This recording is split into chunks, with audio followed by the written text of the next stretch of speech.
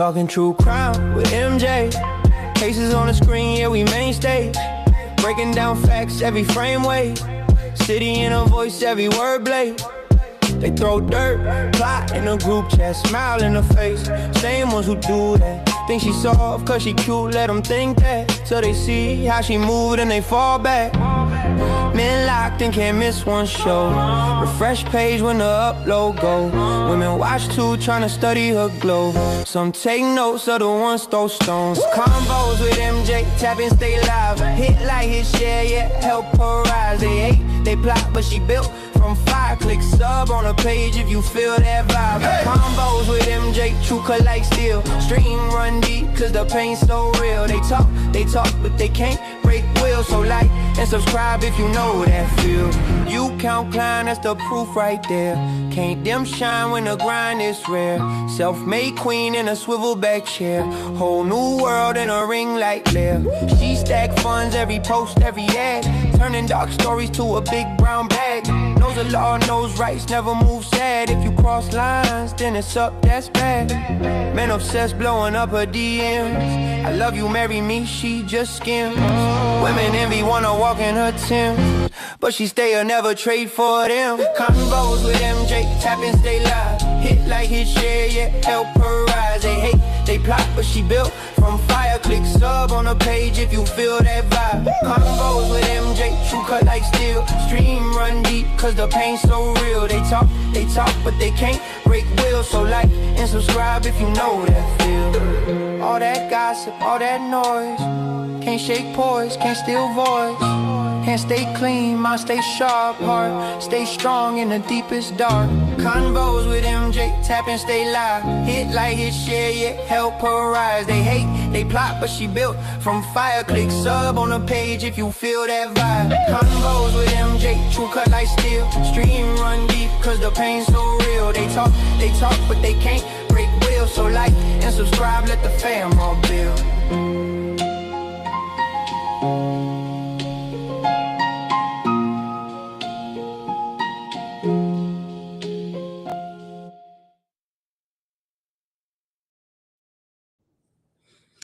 Hello everyone, I am back.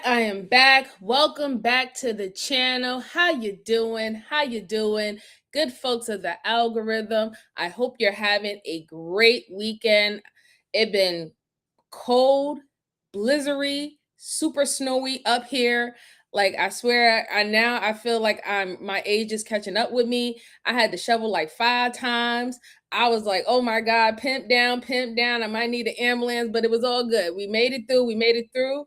Today was a lovely day, 50 degrees, even though where I'm at, I have nothing but snow and ice all around, but we was outside. It was 50 degrees. We had to enjoy the sun and the decent weather while we have it.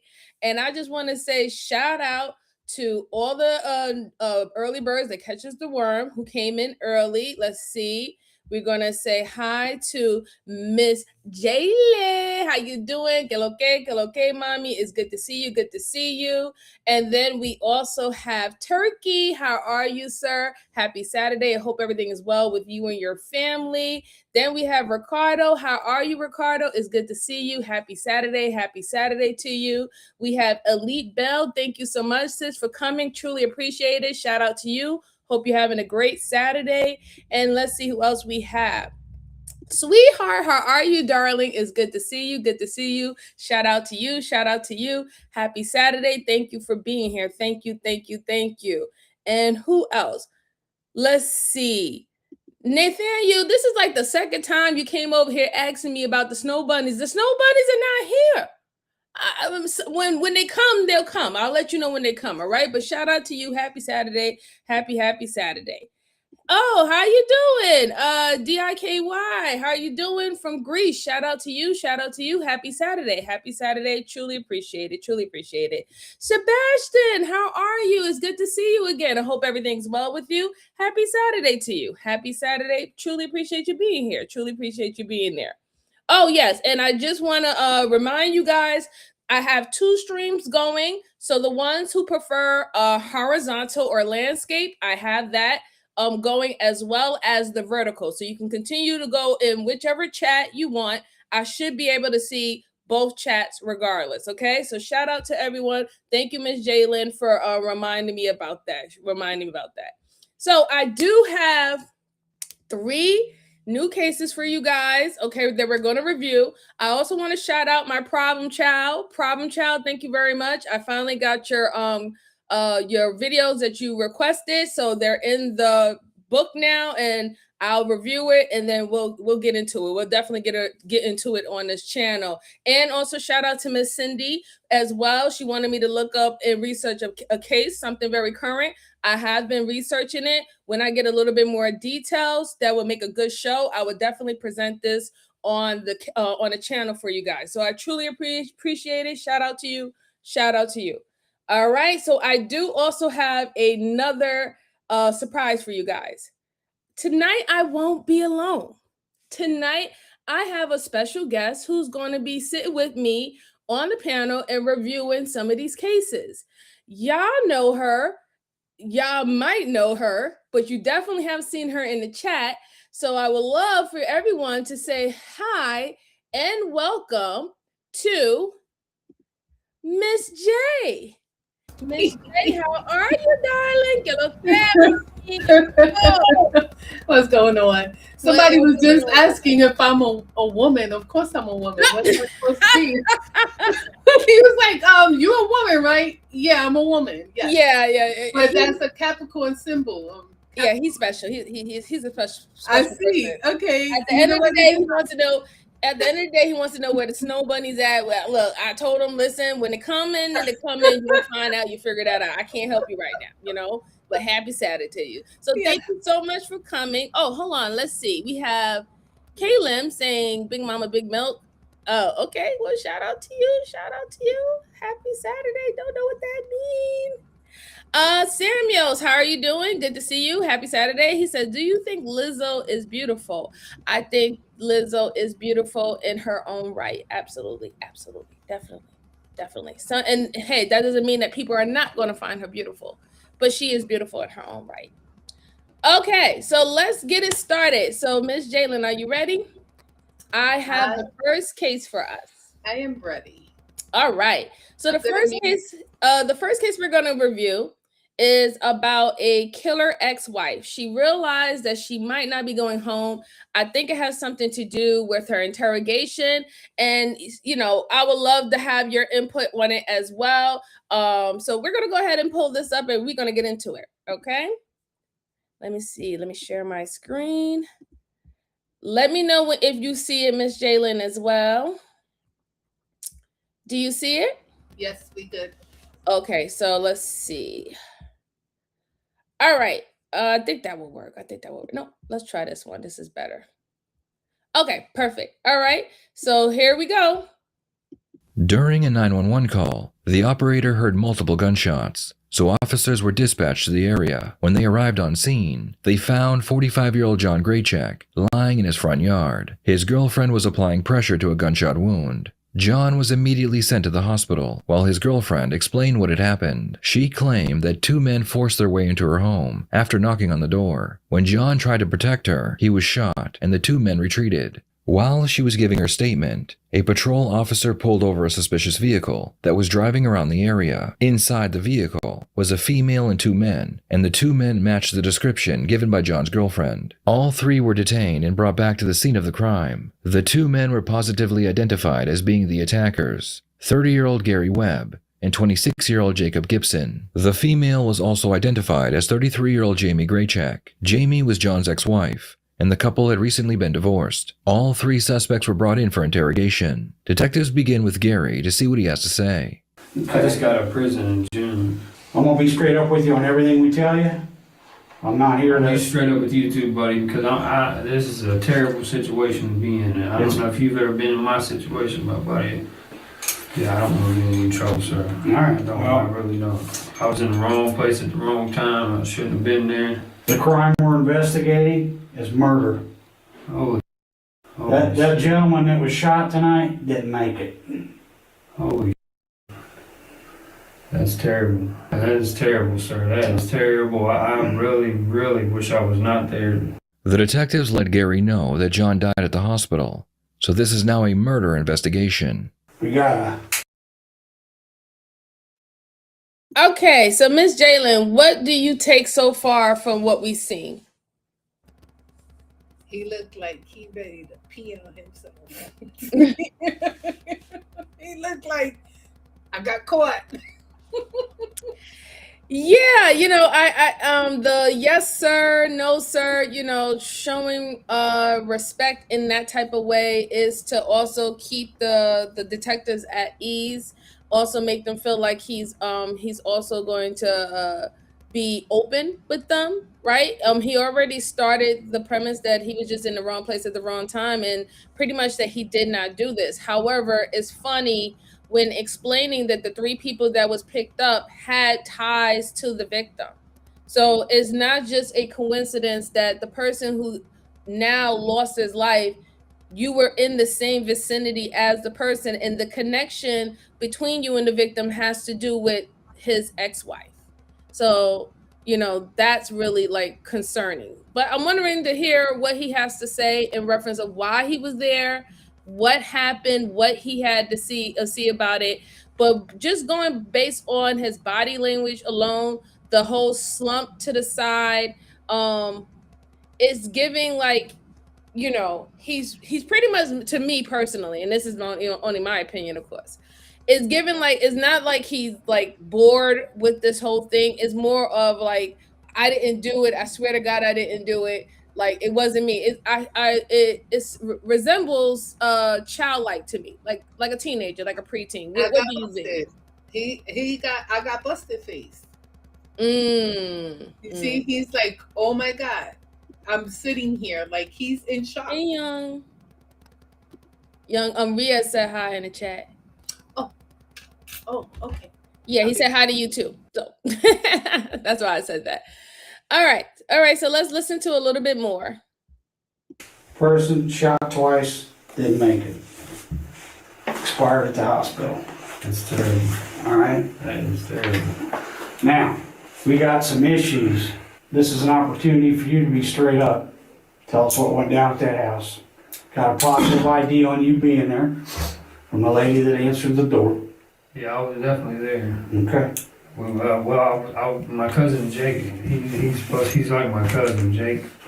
He came to get me and said we went to his house for a little while, and he had that girl come pick us up to take us home. Well, she wanted to get some dope, I guess, from the guy that we went to his house. I don't know any of these people. I don't even know who that lady in there is. The only person I know here is Jake. So we go up there, and the lady opens the door. We go in. The next thing I know, they're in there fighting over a gun. I don't know if Jake has a gun or if he had the gun, but the gunshots start going off. And I grabbed Jake, and the dude, he's pretty much manhandling Jake. I don't know if they was arguing or what the hell it was going on. It was in the old hallway right there. I was standing right by the door. I didn't even move. I was trying to get him to come on. I didn't know what the hell was going on. I just didn't know what was going on. I heard the gun going off, and it flipped me out. That's all I know, buddy. I'm serious. I did not have no intentions of any of this happening. That is terrible, dude. He was supposed to be getting dope. That's all I know. So does Jake use? I don't know if he had the gun or if the guy had the gun. That's what I'm saying. I don't know. Next thing I know, they're both wrestling with the gun, and it's going off everywhere in the damn house. And I was like, holy shit. His wife is screaming, running around us. I didn't intend on this to happen. I don't want anything to do with this. Gary claims that he thought they were going to rob a drug dealer when everything went wrong. The police investigated John's history, and they spoke with his family. John never used drugs in his life, nor did he ever sell them. This meant that the three suspects were not there to steal drugs. Who did Jake? So what do you think about that, Ms. Jalen? Now that the video essay has explained to us that John wasn't a drug dealer, it's been confirmed by his family that he has never done drugs in his life, and that this now suspect is claiming that the only reason why they were there was for dope. How do you feel about that? That doesn't sound. Maybe they went to rob him. Probably a robbery gone wrong. Because if he never used drugs and they were there, you know what I mean? Cause he looks messed up. Like that's why I say he looked like. Well, I understand why you would think like maybe a robbery gone wrong, but to me, I'm getting more the impression that they meant to go to harm this guy due to the fact that they have this connection with the girl.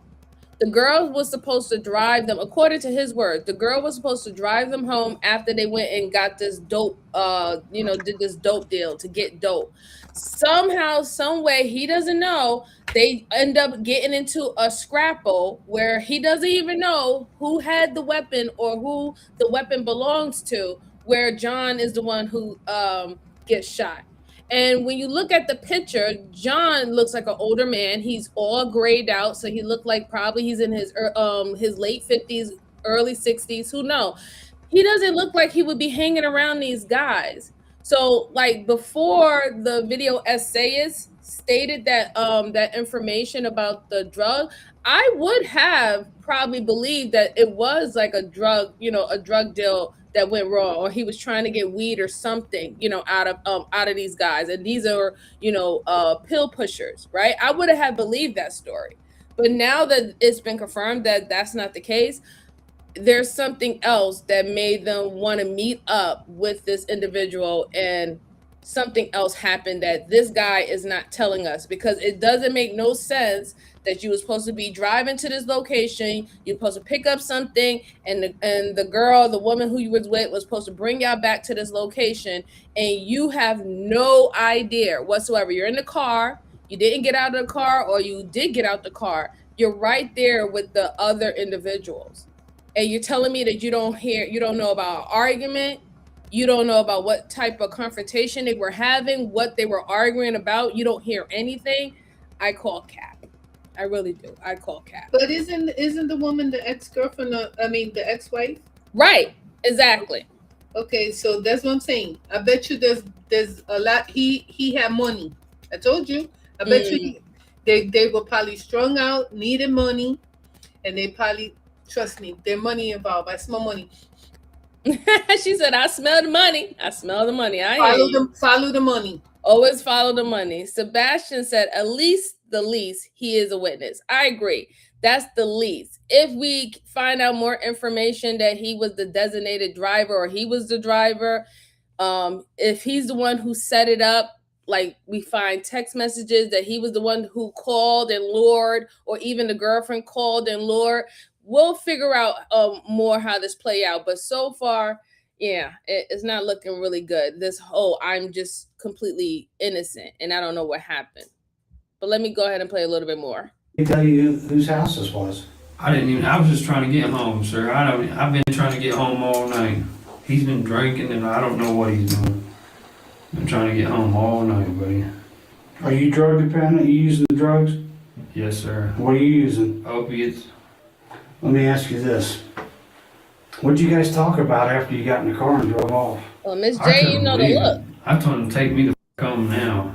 Next thing I know, the cops were behind us. He said, oh, I got a warrant anyways. I'm going to jail. This is crazy, man. I can't believe that guy died. You think I'm going to get in trouble just for being there? Could be. We're figuring it out right now. So we're trying to figure out. Well, I'm being honest with you. That's what I'm saying. I'm just telling you something, too. You only get one shot at this. Yeah, I'm being 100% honest with you right now. That's why I'm asking you.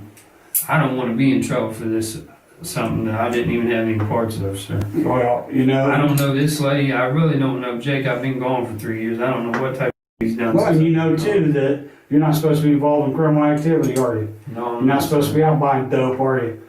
No, I was trying to get him to take me home. That's exactly what I was doing. But you walked up to the house and we're going to buy some dope. He just had me walk up. He's like my little brother, sir. I ain't gonna lie to you. I understand. I'm just telling you. I know. You were going to partake in a transaction, no matter what part it was, you were there. You can't tell me you weren't involved with what went on tonight, because you were. Yeah, I was there. You put yourself there, you saw what went down. All I'm asking for is the truth. I'm telling you the truth. And I ain't going to ask a whole bunch of times. I'm telling you the truth, sir. Okay? There are 2 detectives in this room, and one of them has remained silent. Up until this point, he is a much more aggressive detective, and now it's his turn to talk to Gary. You do know who lives in that house. She told you people. She told you who lives there. You weren't there to buy heroin. That's crap. Okay? Everything you're saying so far is a lie.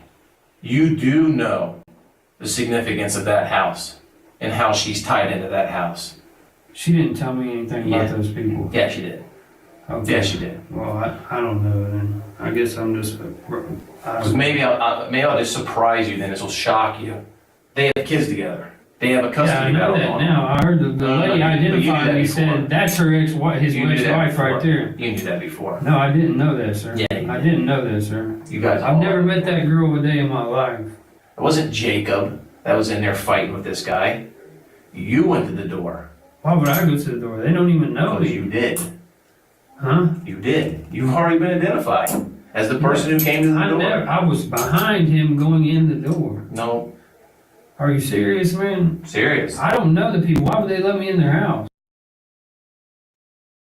So what do you think about that, my Puerto Rican princess? He full of shit, right? Full of caca. Man, he's so strung out. He is so high. You didn't hear him? Yeah. All I wanted to do was go home. That's all I wanted to do. I was trying to get home all night.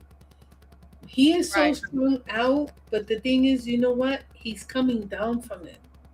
Of course, because reality is striking him that, you know, his story is not working with these detectives. And since they just played good cop, bad cop tactic, where now the bad cop is coming a little bit more aggressive with him and also giving him a little details that he's been identified. We know that you were there. So you're not saying, I don't know what happened. You didn't stay in the car. What did you do? You literally just admitted that you walked inside the house. So you knew why you were coming to the house. You're trying to act like you didn't have no idea why they wanted to make that stop to the house, that you was just quote unquote trying to get home. No, you were not.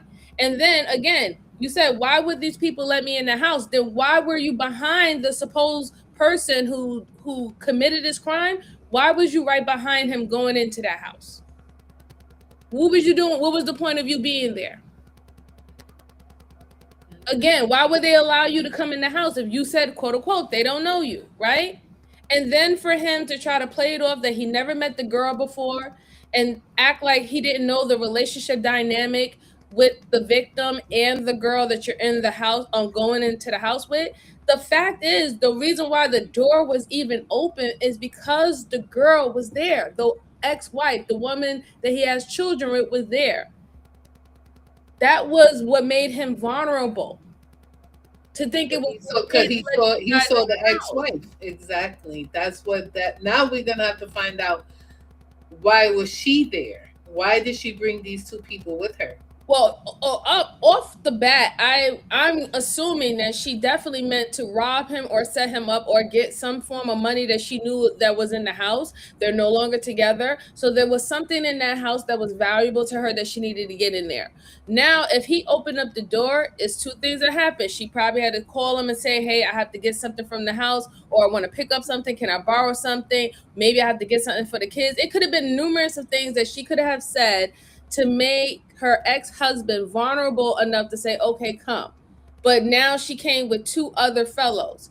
And of course, he's not gonna, he's gonna play it cool with two other fellows there, right? Because he doesn't want to make it seem like, there's gonna be an argument, or he doesn't even know what she might have told those two fellas that is coming with her. Hey, I fear for my life. He was a little aggressive or a little abusive when we were together. I might need somebody to come chaperone me to his house. We don't know, but we know that if he's seeing two other grown men coming to his house, he's going to play it cool as much as possible because he doesn't know how the situation is going to play out. We hear this from men all the time, that how they weigh out their situation in dealing with other men. Because men know how other men can be very dangerous. So they have to think ahead, all right? They have to think about everything in totality. Can it go left? If I do this, it's gonna go left. Do I have time to get out in time, or do I have time that am I gonna be the one who's gonna have the upper hand? This is how men think when it comes to a dangerous situation with other men. in the area. So let's see. Sebastian said he's well rehearsed. Yeah, I think so too. Turkey said, "Yep, got high off that robbery. If he was withdrawing, you would see. It seems like he's still high for sure." Yeah, I agree, Turkey. He's definitely still high. Sebastian said, "Correct." And then Turkey said, "Honestly, the thing that scared me to get sober was a very close friend started robbing people at gunpoint. And I knew then if I kept this path, I was going to end up dead or in prison for a long, long time." Turkey, we are all grateful that you decided to wake up, snap out of it, and do the best thing for yourself and your family, right? Because you're too valuable for that. So we don't need none of that, okay? We don't need none of that. Let's go on. Let's hear a little bit more. Well, they answered the door. You came Answer through the with door, a you had a gun. gun. That's how it happened. No, it didn't happen that way, sir. Yeah, it did. Well, you need to ask Jake, because I swear I didn't go in there first. Do you really think Jake's gonna go in there and say, "Yep, I had the gun. I shot him"? Really? Who had the gun? They both had the gun. No. Who produced the gun? I don't know, sir. See, that's awful convenient. How tall are you? You're taller than Jake. How tall is Jake? I don't know. He's shorter than I am. Okay, we got 4 witnesses outside saying the taller guy went in the house. That's not Jake, that's you. Okay. Well, you guys think you got it, then that's what Well, it we is. don't think we got There's enough. nothing I can do We're looking if for the you guys truth. are already going against me, because I'm trying to tell you the truth and you're not listening. I don't know that woman or any of these people. Nobody said you did. Don't say you do. Did somebody in that car tell you what was gonna happen? No, they didn't. And nobody intended on that to happen, that's for sure. Well, what did I they hope intend to not. happen? They thought they was getting some dope and we was going to leave, I guess. So tell us about leaving that house. I ran out the door. I grabbed Jake and said, "Come the f*** on," and pulled him off the dude. And she ran back to dude and we took off out the door. Before moving on to the next suspect, the detective makes it known that he doesn't believe John was shot during a struggle. He believes that the plan was to murder him, and he believes that all 3 suspects knew about this plan. The way that this gentleman or individual received his wounds is not consistent with 2 people rolling around or 2 people fighting upright over a gun, okay? This guy was shot by somebody else. He didn't shoot himself, and it wasn't struggling over I a gun, understand that. okay? And like I said, there's 3 people that could tell us what happened. Was there a game plan before you went up there? Was there a game plan while you're walking up to the house? So what do you think about what you just heard, Miss Jalen? He's in deep doodle. Yeah. Like, did you hear what he said? The way the man was, pew pew, was the same way. So he's saying that they intentionally went to delete this man. Yes, he did. Hi, Luna. How you doing? It's good to see you. Good to see you. Happy Saturday, mi amor. I hope everything is well with you. Yeah, I peeped that. I realized that too. Sometimes these individuals, when they get in front of these detectives, they're not thinking about the big picture, because they're thinking about, I need to say whatever I need to say to be convincing and to get me out that door, and I'm not being detained anymore. That's all they're really truly focused on, right? The detectives or even the cops on scene, when they start to investigate the scene, when they start to pick up the body, when they do the autopsy, and they find out how this person died, the trajectory of how the bullets are shot is not inclusive or conclusive to someone fighting with a gun and the gun goes off, right? So pretty much what this detective is telling him is that the way how John was shot, it was almost like personal or even execution style. It was deliberate. It wasn't a form of accident or anything of that sort. And you notice how his demeanor changed. Even his facial expression changed when the detective explained to him, like, yeah, we tested out. He couldn't shoot himself. It wasn't self-inflicted. And it wasn't because he was tussling around and the gun went off. The way he was shot and the trajectory of the bullet, it was is similar to someone who was executed or the gun was deliberately pointed at them in this direction. And his face and demeanor completely changed. He's now looking towards the side. That's the sign of kind of like guilt. He's looking towards the side. He's looking down. He doesn't no longer want to keep eye contact. These are things that you have to understand when detectives are looking for when they're posing certain questions, or even when they're giving you a little bit of detail of the information that they have already picked up. They're looking for signs where you're showing any form of guilt, anxiety, scared. Are you trembling? Are you playing with things? Are you fidgeting? Are you fidgeting under the table? Or are you looking at the door? Things of that sort. They look for these signs so they know whether or not, if they need to pull back on their approach, or do they need to go more forward, and will they be able to break the suspect to get the truth out of them? So let's go on a little bit more. Let's hear what they have to say. Did you meet 2 weeks ago and talk about it? I'm just telling you, here's the issue. We know this was no dope deal, period. Okay, listen, this is the thing. He was going in there to get the guy's money. I didn't know that he was going to shoot the guy. I didn't know any of that. I'm sorry, I didn't tell you right off the bat. He was going in there to get the guy's money. I didn't know he was going to shoot the guy. I swear I didn't want this to happen. I didn't know anything like this was going to happen. I understand that. This is really killing me, man. I'm telling you, this is really killing me, because I'm about to lose my whole family. So you lied. You lied and said, I don't know nothing. I didn't see anything. Yo no sé, yo no. Yo no sé nada. Yes, Yo no sé nada. exactly. You completely lied, because now you like, look, they wanted the money. That's why they ran up in there. But I didn't know all that shooting was going on.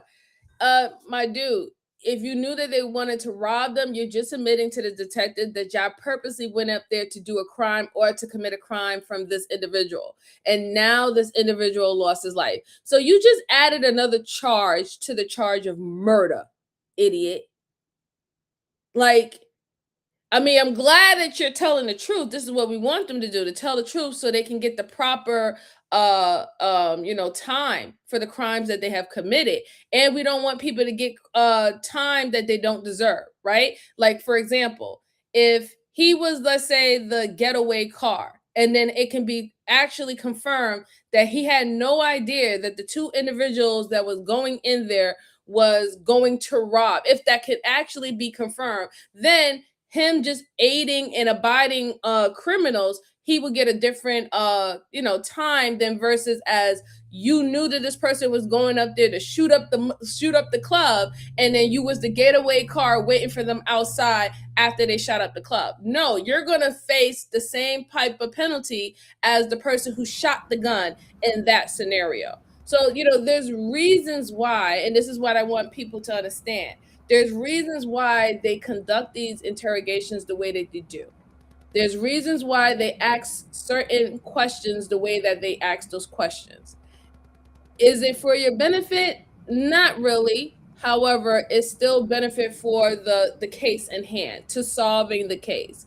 And if depending on your role in the situation, it might be a benefit for you or it might not. Who's to say? However, I personally, if he was in a better situation, Ms. Jalen, what do we always say on this channel? Be quiet. Cállate. Cállate. Yes, exactly. As Ms. Jalen is our chat lawyer, and she always have to scream to the top of her lungs to be quiet and cállate. They don't hear me when I'm down in the chat. They don't know I be screaming at the screen. But Em, I'm going to tell you something. Yeah. The thing is, there's two more people. This is going to get juicy. Correct. This is going to get juicy. Okay? Because even, you see what Turkey said? He just admitted to accessory to the M, right? Yes, he did. Absolutely. Right. But the thing is, remember, guys, there's two more people. There's a lady in the mist. Yep. So we have to find out. I mean, because so far, we already know that they wanted to commit a crime, right, against this individual. They're still not sure whether or not if the crime that they actually wanted to commit was robbery or an actual murder. When we start to incorporate the two other suspects into it, and we'll find out whether or not is this was the last interrogation or the initial interrogation, because we're going by what the video essays, how they're putting the thing, how they put and edit the videos out. We don't know if they have already interrogated or they're right now in the process interrogating the other individuals while they're sitting in the room with him, doing this interrogation. We don't know. We'll find out whether or not if the reason why he's able to say, hey, witnesses said that they saw you go in first. We know that you was there. We know that person got shot and Hello. how he got shot. 4 witnesses. 1, 2, 3, 4. Mhm. Not 1, 4. The Right. tall guy.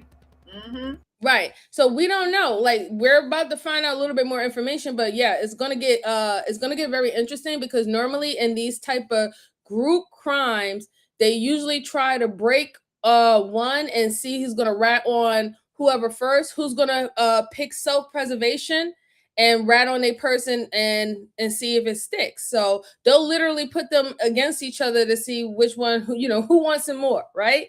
So let's go on. Let's read a little bit. Well, let's listen a little bit more. I'm sorry. I was talking about read because I was going to read another comment. My wife and everything over this, I already know this. Gary finally admits that Jamie told him and Jacob that her ex-husband usually had cash in his home. All three were addicts, and they were looking for a quick way to make money. The question remains, did Jamie send the two men into her ex-husband's home to rob him? Or did she have motives for wanting him killed?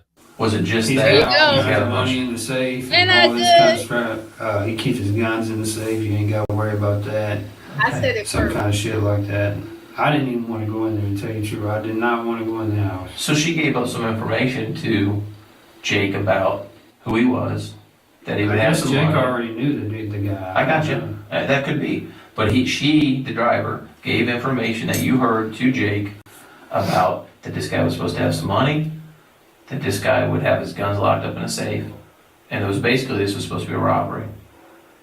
Does that sound fair? Yes, sir. Okay. By admitting that the plan was to rob John, Gary has just sealed his own fate. He can now be charged with murder because a death occurred during the commission of a felony. Am I still going to be charged with murder if I'm not the one that killed the guy? Well, right now, the situation is we got to get to make sure, because we started out on a rocky foot here. I mean, I get that you didn't want to give your friend up. I understand that, and I can appreciate that.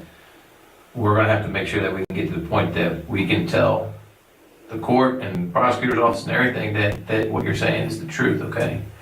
Any reason that your fingerprints or your touch DNA would be on that gun? Do you think she was helping set this up because she was pissed at him? Probably. You did the right thing. You can't not say what happened. That's a horrible situation to have to face. I get This it. is terrible, man. This is really terrible. You don't understand how I feel right No, now. I don't, because I wasn't there. You're right. You're This is absolutely like right. my hair is standing up on my head. I don't know how to even think about this. Right. What do you think he's going to tell us? I don't know what he's going to tell you. Tell you the truth. Gary claimed that everything he said was the truth, and he had nothing more to add, so he would be booked into jail. The next suspect who would be interrogated was Jacob Gibson. My died? Yeah. That's why it's very important that we talk to you It's about serious, son. You're here because we got a guy dead tonight. So, Miss Jalen, talk to me. Talk to me about the body language. What are you seeing? Gary, cállate. No te dije que te calles. Dang, man. All right. Oh God. This one, he's a pit. Míralo. He's like, why am I here? I want to go. He did it. You know he gonna snitch, right? Oh yeah. Oh yeah. He got. Yeah, he definitely got snitch on his And face. he look older. He look older. does. He's shorter, but he look older. He like, I wonder what that punk said. Didn't I tell him this? I told him, cállate. Yeah, and you know what? Also, what I'm getting from the body language is like he's not going to be forthcoming. He has the crossing of He's the gonna give arm. them a hard wait. Yeah, he's going to give him a hard time. He's leaning back. You know, you can even look at his Gary face. did it. Yeah, he's like, why y'all hell y'all got me up in here? I ain't do nothing. This is some BS. You know, that's what I'm getting off of You him. know who's gonna So, snitch, right? She's what? gonna snitch on them. Oh yeah, she's gonna rat on them because she's obviously. I don't even have to really see her interrogation, but I could already tell that she's the mastermind, pretty much. And then Puppet I think master. from her interrogation, we can figure out whether or not if she actually got these guys because she purposely wanted them to kill or clash with her ex-husband to kill him. And it's a win-win for her, right? They get the dope or they get the money, and she's still, even though she's the ex-wife, she's the next of kin. You think there's money out there? I tell you, money. I smell money. Mm-hmm. Yeah, I think so. Turkey said, haha, what a stupid question. Haha, yeah, dude, you taking the fall, right? Exactly. All right, let's go on. Let's hear what you have to say. He looked like he's about to be very interesting right now. Okay, we got a guy up on Hillstone who was shot. He said the He didn't make it. How well do you know Gary? Not the best. Do you think Just he would, got out of do you think prison. he would do the right thing for you? Guaranteed. What do you wouldn't. think he said that happened tonight? I have no clue. I'd like to know. Gary says that you guys were there, rode with Jamie in her car, that Cadillac. He says that Jamie and you come to his place and pick him up. You go back to your place. That at that point in time, there's a plan to commit a robbery. The plan to commit the robbery is Jamie's, the guy who's now dead, that's Jamie's ex. They have kids together. They're in a custody battle. Jamie says that she knows that he has a lot of money, thousands of dollars. Okay? That's what he's saying. Go up to the door. He says, you knock on the door, have a handgun, says it's a black 22 caliber revolver, go through the front door. The girl freaks out. He comes in right behind you. Old boy comes down the hallway. You get in a fight with the guy. He's fighting over the gun. 3 to 4 gunshots. Obviously, this guy gets shot. He's now deceased. And you guys run. Tell me what happened. I was in the car. I never went into no house. Oh, The yeah, victim's definitely. girlfriend, who witnessed the attack, claims that the taller of the two men is the one who shot her boyfriend. This means the police believe that Gary was the shooter and not Jacob, but they need to get Jacob to tell on his friend. Well, I'm gonna let you know that I ain't. So, Ms. Jalen, before we go on, yes, they do need him to pretty much rat on his friend because they already got information from the witness that who was the necessarily shooter, okay? So why do you think they took the approach of telling this guy what the other guy said in the interview? Why do you think they did that? to get him mad and for him to say he did it. Mm-hmm. They trying to make it. They trying to say Gary say you did it. Right. They said Gary say he did it. Right. He snitched on himself. Right. But now he's saying they're saying no. Gary said you did it. Look at his face. Look at him. Look his face. He's No, like, yeah, definitely. What? He's saying what? Oh, Gary did. Yeah, so that's what I agree with you. That was the reason why they went ahead and they told him what the other guy said because they wanted to see whether if he's gonna be like, I know this mofo did not just throw me under the bus. Well, let me tell you what he did. Let me tell you exactly what happened. That's what they wanted to do. So the thing about it is, we could tell that we said it before. He's gonna be a tough cookie, right? He might not believe that the detectives are telling the truth. He might not believe that they're really giving the word for word what the other guy have said. He might believe that they're lying or they're quote unquote fabricating, right? Fabricating what he actually told him because he's like, this is my boy. My boy would have ratted me out. We all went into this together. We know the plan. We talked about it. We talked about what, sticking to the story. You know what I'm saying? So we're going to see a little tussle here. I don't think necessarily he's going to take the bait. I don't get it from his body language that he's going to take the bait. He's not initially going to take the bait. It's going to be something else that the detectives are going to have to say that is going to put pressure to that ass, and then he's going to really, speak his truth. But let's see. Turkey said, I did it, dang it, working and listening, haha, like usual. So came in a touch late, but here for the rest. Don't worry, Turkey, don't worry. We appreciate you being here, dear. We appreciate you being here. And welcome, Center. Happy Saturday to you. Shout out to you. Shout out to you. Barry, how are you? Happy Saturday. He said, this is classic tactics. He's less culpable. Yes, I agree. I agree. Jay said they're going to blame each other. Absolutely. They always try to do the triangulation between the groups to see who's going to act on their self-preservation first. Barry said, you got to look out for number one. Yeah, absolutely. Turkey said, first guy was shooter, no doubt. I agree. Especially by the way how he was acting too. I say it was the woman. I disagree with both of you. I think not you being the contrarian. It ain't the no, woman. I'm not being, listen, Linda. No, listen to me. Listen, Linda. Everybody, it was the woman. I don't think it's. But we taking bets. I don't think it's the woman. It's the woman. Turkey said, perfect cop. Move, tell them he said this, tell the next guy the opposite, and then all turn on each other. Yes, absolutely. And Job said he is guilty. It don't matter. Both are guilty. I agree. You are correct. All right. Yeah. Oh, Turkey said, ooh, interesting, Miss J. All right. Let's see if your theory is correct. Let's play a little bit more. Ain't no murder. I've never shot nobody in my life. I've never hurt nobody in my life. I can appreciate that. More happened tonight, and you know more about what happened than just, I rode up in a car and I don't know anything. That's not plausible. It doesn't happen that way. That's not possible. So, Gary, that guy's dead? Yes. Yes, he's sitting in the coroner's office on a slab right now. He got shot once in the chest and once in the leg. Yes, he's dead. If you're going to obstruct and withhold information in the murder investigation, that's not good for you. No, I'm not obstructing nothing, man. Oh, you were there. Oh, yeah, you are. And you're not telling us the whole truth. This is what happened. Okay, I'm listening. We were supposed to go in there Mm-hmm. and whatever. And what? Not Gary whatever. was going to rob him. Gary had a gun. I knocked on the door. The lady answered the door. Okay. Then we got in a scuffle. Gary took the gun and shot the dude. Stop me if I'm wrong. I'm just going to repeat back what you just told. It was supposed to be hit a lick on the guy.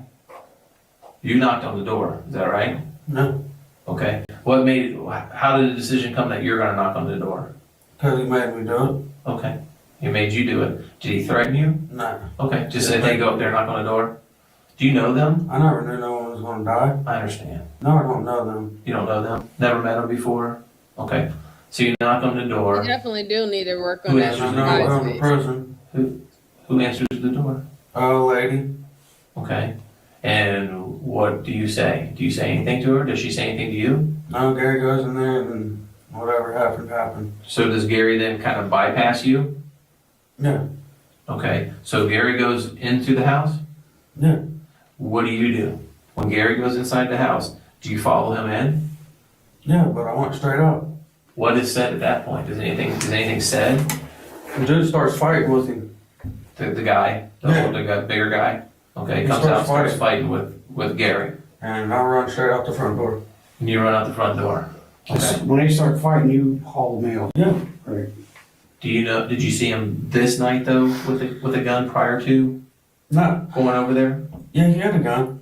Prior to going over there? Yeah, I know he had a gun. And did you see it? I seen him. I never killed nobody. You can ask that lady. I did not kill him. I swear to God. I'm not telling you I don't believe you, okay? I couldn't imagine shooting somebody.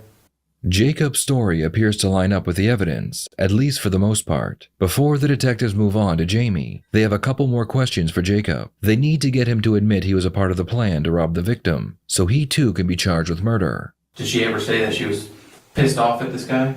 Not to kill him. Oh, I understand that. But to maybe do a robbery? Take his money? Probably. Yeah. So what I find truly interesting, this makes it confirm even more how the first person was lying. Because remember, he said that he just wanted to go home.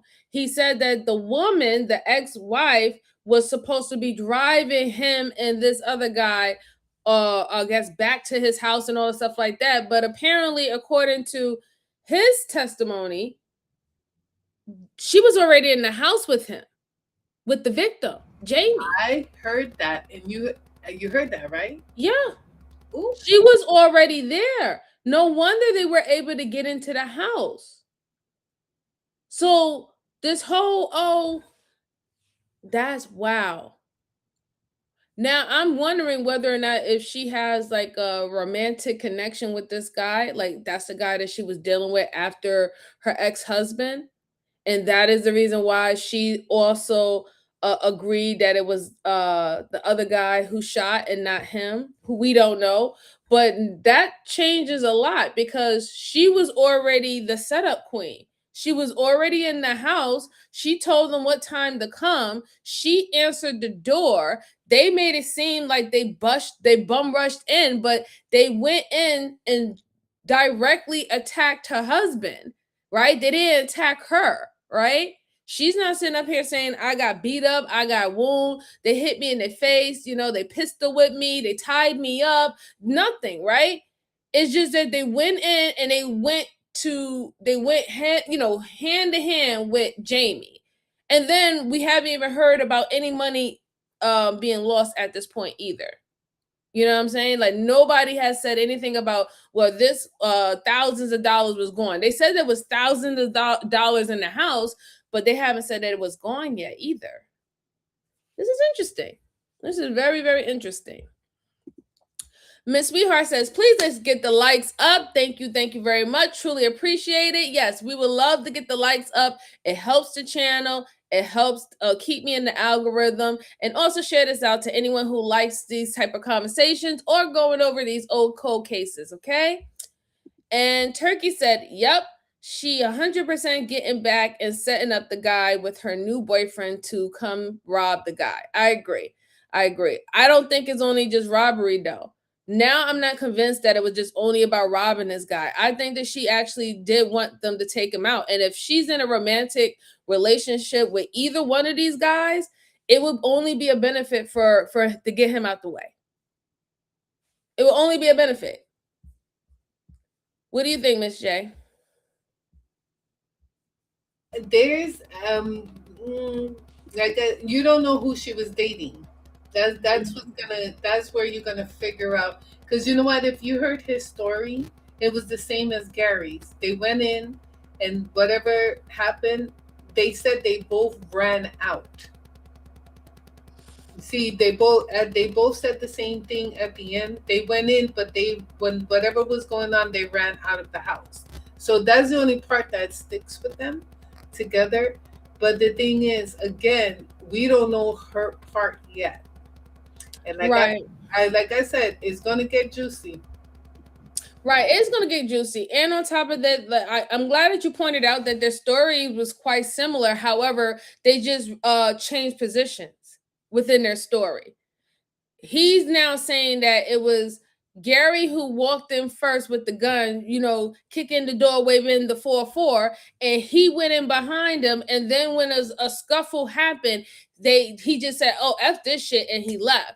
That's the same thing that Gary said. Gary said that he went in, kicking the door, waving the 4-4, and then then he turned about face and got out the house. So their stories are very similar, but they just changed who was the first one that came in and also who had the weapon. But let's go on. Was there an agreement, like with the three of you, if say this guy just complies and you guys walk out the front door, $6,000, what were you gonna do with it? Who gets what? I don't know. This is crazy. I don't know, I'm going to jail for this. Well, here's the deal. We gotta figure out and talk to everybody. So I'm not gonna lie to you and sit here and say tonight that we're not gonna lock you up. I'm gonna get charged for being in a robbery with a murder, which I didn't rob nobody. They let us in the house. I got you. Nobody's saying that. Here's what happens too. We don't decide who gets charged. We don't do the charging. We do the investigation. So I'm gonna okay? sit in jail for the rest of my life, wait, until they wanna give me a lie detector test or until the lady tells you guys. She told us already. She told us. How come you guys didn't cover your faces?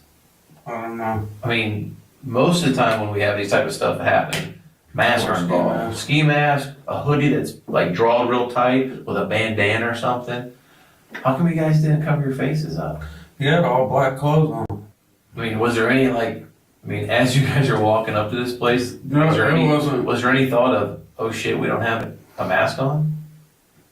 I'm not a robber, I can appreciate that. But as you can tell. Jacob was handcuffed and sent to county jail. At this point, the police believe that all three were addicts, and the goal was to get money, but they also know that Jamie hated her ex-husband because he was doing well in life, and she was a homeless addict. Now it's time to talk to her and see if she will admit the plan was to kill her ex. Get ready to see the fakest reaction to finding out your ex-husband is dead. okay, Someone was murdered. that's correct. Someone was murdered. Yes. Okay. So I have to go through these five. No, they weren't. Go through the sheet with you here, okay? And then I'll answer all your questions that I can, and we'll speak about what happened, okay? Because a lot of bad things happened tonight that I don't No, think. they didn't. Please tell me that's not true. Please tell me that's not true. Well, unfortunately, I can't tell you that. Yeah. No, no.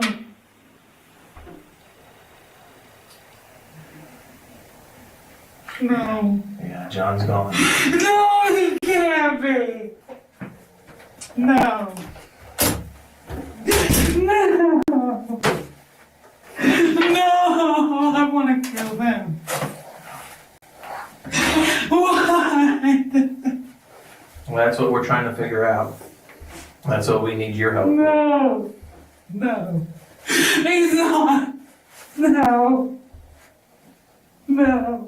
The detective notices that Jamie keeps hiding her face because not a single tear is forming in her eyes. No, please tell me that's not true. I wish I.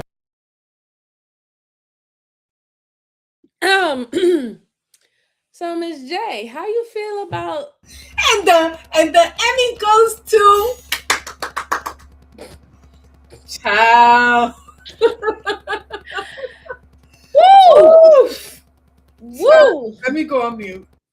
Yeah, that was so not convincing at all.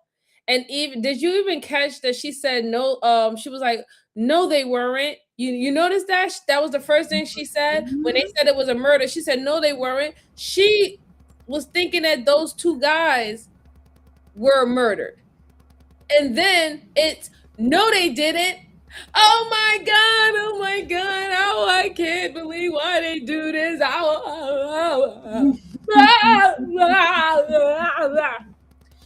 Listen, you have to understand something, okay? The problem is this. The way that it happened, because it's saying the chest and the leg, right? Mm-hmm. The chest and the leg. That's the only thing. It was too personal, right? Right. It wasn't like, well, they saying Gary had the gun, right? Mm-hmm. But the thing is that, you see, that's what I'm saying. We still gotta wait, because I mean, there's a possibility. Like, I'm not saying that your theory ain't correct. She no, could have now actually did it. I'm kind of doubting myself, because the other one, whatever his name is, Mr. I'm gonna fold my hands, was like, he had the gun. He said he had it. You know what? I can't wait for this chick. You know what? Let me go ahead, Chickie. Tell the story. Well, I'm thinking that your theory is not necessarily wrong, right? Because the only problem, the reason why I say your theory is not necessarily wrong is because both, like you said, both men said that one of them had the gun, and when a tussle happened, both of them left out the house, so they never saw Jamie actually get shot. This is according to the two men's interrogation. So what if they did have a tussle, right? And what if the gun did drop? Let's say one of the guys did have the drop and the gun went on the floor. What if the wife actually did pick it up and shoot him? I mean, shoot him point blank in the chest and It shoot him in was the too leg, personal. That's what I'm right? saying. It was too. It wasn't like they went in and said, pew, pew. You know what I mean? Like, as soon as, because remember, they both said she opened the door. But then the other, then they were saying they rushed in. There was a tussle, but if we don't know if who was tussling with him. Nobody haven't said who tussled with him yet. Right. Well, both of the men said that one of them tussled with them. That was their story. That one of those guys tussled with him, and they ended up booking. So we don't know. We're assuming that the first guy was the one that was lying the whole entire time, especially with the confirmation from the victim or for the witnesses saying that they saw him. Right? They saw him with the gun. They saw him going in first. He was the tallest one out of everyone there. So I'm assuming that that is the truth. Like the evidence is actually leading to him being the shooter. However, we could definitely tell that this was planned. So she's gonna get first degree murder regardless, because that was your ex-husband. You are the one that made him vulnerable. You had access to the house. You was the one who let them in. You was the one who told them that there were that it was money there, thousands of dollars there. So you're the mastermind behind it. So that's no doubt about it. But we're gonna go ahead and look a little bit more. She's doing a lot of fake crying, guys. She tried to hurry up and grab that tissue. Don't look at my face because I can't really look at you. I can't really stare with you with a straight face and lie. So I got to do all this movement and try to distract you. That's all tactic. That's all manipulation tactic. No tears in her eyes. She ain't no snot in her nose when she went and grabbed the tissue. She made them eat the apple, just like a woman. Go ahead. Don't be saying that because you're gonna get Brucey coming out here saying, and you right, Miss J, and I'm gonna have to send his ass to the corner. Let's go on. I could, but I can't. No, oh my God.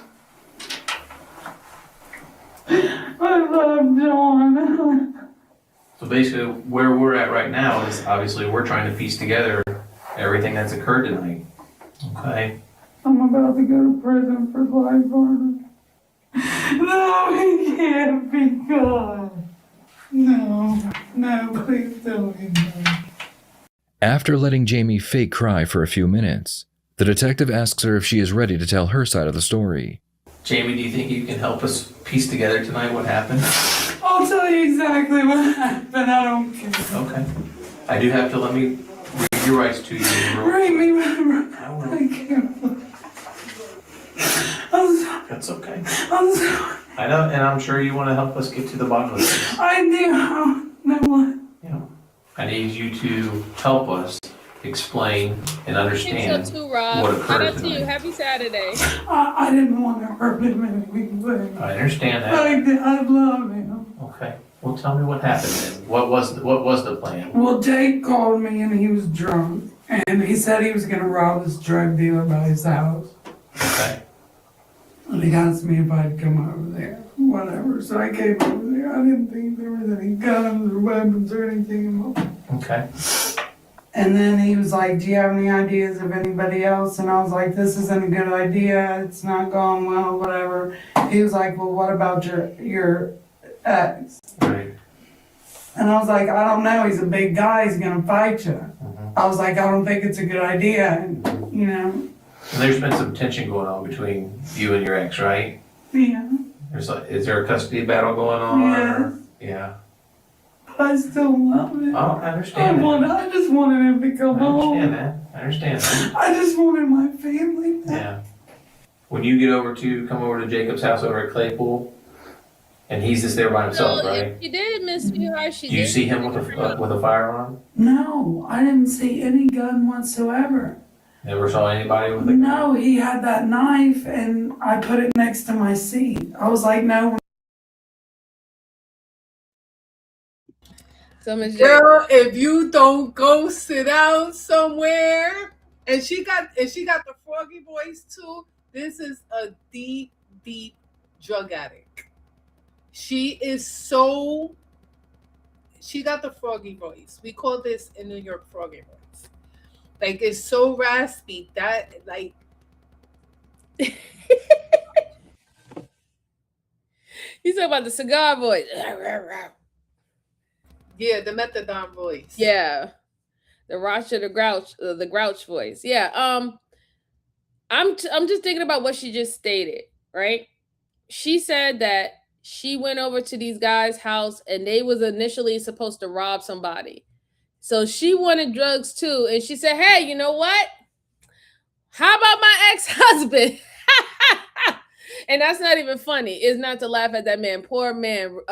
Rest in peace to that man. But she said, hey, y'all need someone to rob? How about my ex-husband? You know, he got that, he got this. You don't have to hit up the person on your block. But then in the same sentence said, but I love him though. And I wanted him to come home. How do you know that, like, ma'am, how are you gonna say that you didn't know it was a robbery? What was they going to rob your ex-husband with? You think they were just gonna beat him up? How was they gonna get in the house? Right? Like, how was they gonna get him to give up the to give up the money? Right? She want to say that she didn't see no gun. She want to say that she didn't see a knife, or I guess now she's saying that she saw a knife, but she literally grabbed the knife, right? Like, so you literally knew that you had to use some form of weapon because you just admitted from your own mouth that you told those guys, well, I don't think you really want to go toe to toe with my ex-husband because he's like 6'3", you know? He's like 6'3", 230. I don't think y'all can handle him by himself. You know what I'm saying? This is what she said. So, like, come on now. Like, lady, this lady is very special. But then, she's under the influence as well, obviously. And as well as hating her husband, she was also under the influence as well. Sweetheart said, I'm about to scream. She just admitted it. Yes, she did. She just admitted it. Absolutely right. Sebastian said, gotta laugh. Man, it's funny, but then it's not funny because we're actually talking about someone losing their life. But these interrogations sometimes be a trip. They definitely be. Oh no, Cold Light said, can never trust a woman. Here, look. I'm gonna have to send you to the corner boy, because you acting like our designated corner boy. Since we don't see Brucey today, you the designated corner boy today. You gotta go in the corner. You gotta go in the corner. Talk about never trust no woman. Shout out to you. Happy Saturday. Lobster broiled, butter and garlic, nice and crispy. Cause go Miss J, go Miss J. Hey. And Turkey said, oh, they took that money and got, yeah, I agree. So let's go on. Let's hear what else she has to say. I'm not doing anything violent. I don't want anybody to get hurt.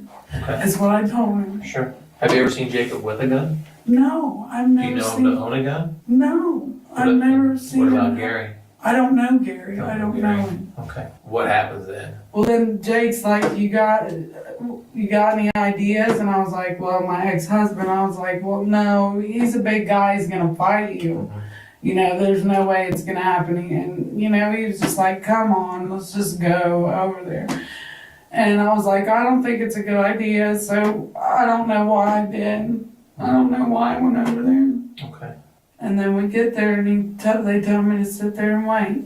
Another issue investigators have is not a single item was stolen from the home. If this was truly a robbery, why was nothing taken? Not even the wallet out of John's pants or his girlfriend's purse that was hanging by the entrance to the home. So I'm about to go to prison, aren't I? Just be honest. So this is when there was a girlfriend? No, it wasn't no girlfriend. She's lying. Remember, the commentator said there was. Listen to it again. Hold on. Let's see what the commentator said. And then we get there and they tell me to sit there and wait. Another issue investigators have is not a single item was stolen from the home. If this was truly a robbery, why was nothing taken? Not even the wallet out of John's pants or his girlfriend's purse that was hanging by the entrance to the home. So I'm about to go to prison, aren't I? So he, guess her ex had a girlfriend, but she wasn't there. Because obviously she must have not been there because she's not one of the victims. We haven't heard that they have a kidnapping charge or, tying her up or anything. So I don't think she was there. But the point that I wanted to point out by stopping is that, again, nothing is missing in the house. Something that I brought up earlier. And we confirm whether or not if anything was missing out of the house, then that will also make it seem like it was a robbery. Nothing was missing out of the house. So to me, that means that y'all went over there for the purpose of what you went over there for. And that was taking that man's life. Then I also want to bring out the fact is she's saying that we drove over there, but the other two guys confirmed that she was the one who, or whoever, I think maybe, so was it a girlfriend that they're talking about, you think, Miss Jalen, that the girlfriend was the one who opened up the door? That's what the second, I don't know what the second guy's name said. That's what he said. She was not in the house. That he said the lady opened the door. There was, and it wasn't, she wasn't in the house. Okay. He said the second one with the hands folded, whatever, because it's Gary and then it's him, whatever his name is, Mr. Folding Hands. He said the lady opened the door. We assumed that it was her. Right. So it was a girlfriend. Okay. That makes sense. If it was a girlfriend, then the girlfriend opened up the door. So that's how she was able to identify the taller one. Because their foolish self didn't wear no mask, no ski mask or anything. They went in there showing their face. Makes sense. Plot thickens. Brucey, how you doing? I knew if I call your name, you was gonna appear. How you doing, Brucey? Happy Saturday, dear. Happy Saturday. It's good to see you. Brucey knows how he got here. Not you sending out the back signal, Miss J. I got connections. That my brother. Turkey said, "Oh man, this was a hit." Yeah, it definitely seemed like it. Yes, Brucey makes his appearance. He's like, "I have arrived." He's like, "Now y'all can go back to normal." No. He said, "I'm late." Oh, okay. You doing a transmission on your landlord's cord? Good for you, Brucey. Good for you. Don't, be careful now. Don't stay up too late doing that either. Okay. Take good amount of breaks. All right, let's go on. Let's see what else happens. Just be honest with me. It's a bad situation. I'll be honest with you that it is a bad situation. But you also didn't you didn't want John to get hurt. No. I understand that. No, I never wanted him. Did you think that John would have money at the house? Is that what? Have you known him to have money? How much money do you think he would have? I don't know. I thought he'd have a couple thousand. Couple thousand. Have you known him to carry that before? Mm-hmm. Okay. As far as then, if this would have worked successfully, what were you guys going to do with the money? I was gonna. You're homeless. I understand that. Yeah. Were you guys going to split it? We were gonna split it. How were you guys going to split it? I don't know. I guess they were gonna split it 50-50, and then Jake was gonna give me his half of whatever he could get. Okay. And I didn't do it to hurt anybody. I'm just struggling. Right. I'm homeless. Yeah. I understand. And this is so wrong of me. I deserve whatever I get because I did not have It's a bad situation. It is. I never wanted it to get hurt. I never thought anybody was gonna get hurt. It was so stupid of me. So help me with this then, because they don't know where he lives. I took him over Right, you there. drive over there. It's all my fault. Well, I wouldn't say that's completely true, but No, it's true. It's all her fault. And went up to the door, and then all of a sudden I see him running back. And I was like, what happened? And they were like, it didn't go good. It didn't go good at all. They were like, get out of here. Once they're back in the car, who sits where in the car? Jake sits up front and his buddy sits in the back. Okay. Did you tell them that John has guns? I said he might have guns, so that's why I told him it was a bad idea. I was like, he might have guns, and he's a big guy. Okay. I said, he's gonna fight you. Right. And they were just real adamant about, well, come on, let's just do it. We're not gonna hurt anybody, Right. you know. Did even if you didn't see a gun, did either of them act as if or talk about or give you the impression that they may have had a gun? No, No. I had no idea. All I saw was that big knife, which was in my car, and I took that. I said, no, there's no violence gonna be involved. Right. Just will you answer me? Yeah. Am I going to jail? Oh yeah, you're going to jail tonight. And we can't avoid that. There's So, Ms. Jalen, how do you feel about her statement? Talk about she took the knife and there was no violence going to be involved. Do you think it's because she's under narcotics that she doesn't understand that even committing a robbery, whether it's armed robbery or not, is a violent act? Listen. Listen. When they under the influence the way they are, they can't think straight. All they're thinking about is getting high. They looking for that next hit. So it's you know what I think it is? I don't think she was ready to see the girlfriend. I think the girlfriend threw her off. They probably thought he was there by himself. And I think that's what triggered her was when they saw the girlfriend. Remember, I don't think the girlfriend was part of the plan. So remember, I told you there's still bits and pieces missing. Mm-hmm. Yeah, I mean, I don't think that I don't think she would know if her ex has a girlfriend because they've been separated. They only have kids. She is mad that since she has a drug problem, she's homeless, and he has been able to maintain a household, get a girlfriend, and he probably has primary custody of the children, right? But that's what I said. That's what, because that the way he got they deleted him. That's why I said it's too personal. Right. It was too personal. Like, you're not in the right state of mind. Especially, remember, adrenaline is flowing. Remember, we seen, how we watch webcam videos and all the adrenaline, everybody's going boom, boom, boom, boom. Remember, when they knocked on that door, we do not know what happened once that door opened and they all encounter each other. The guy said they went in because they said he tussled, right? But we don't know who tussled with who yet. Remember, it's two guys. They didn't say, "Oh, I tussled with him." Remember, that piece is missing. They both said they ran out of the house. That part got the same.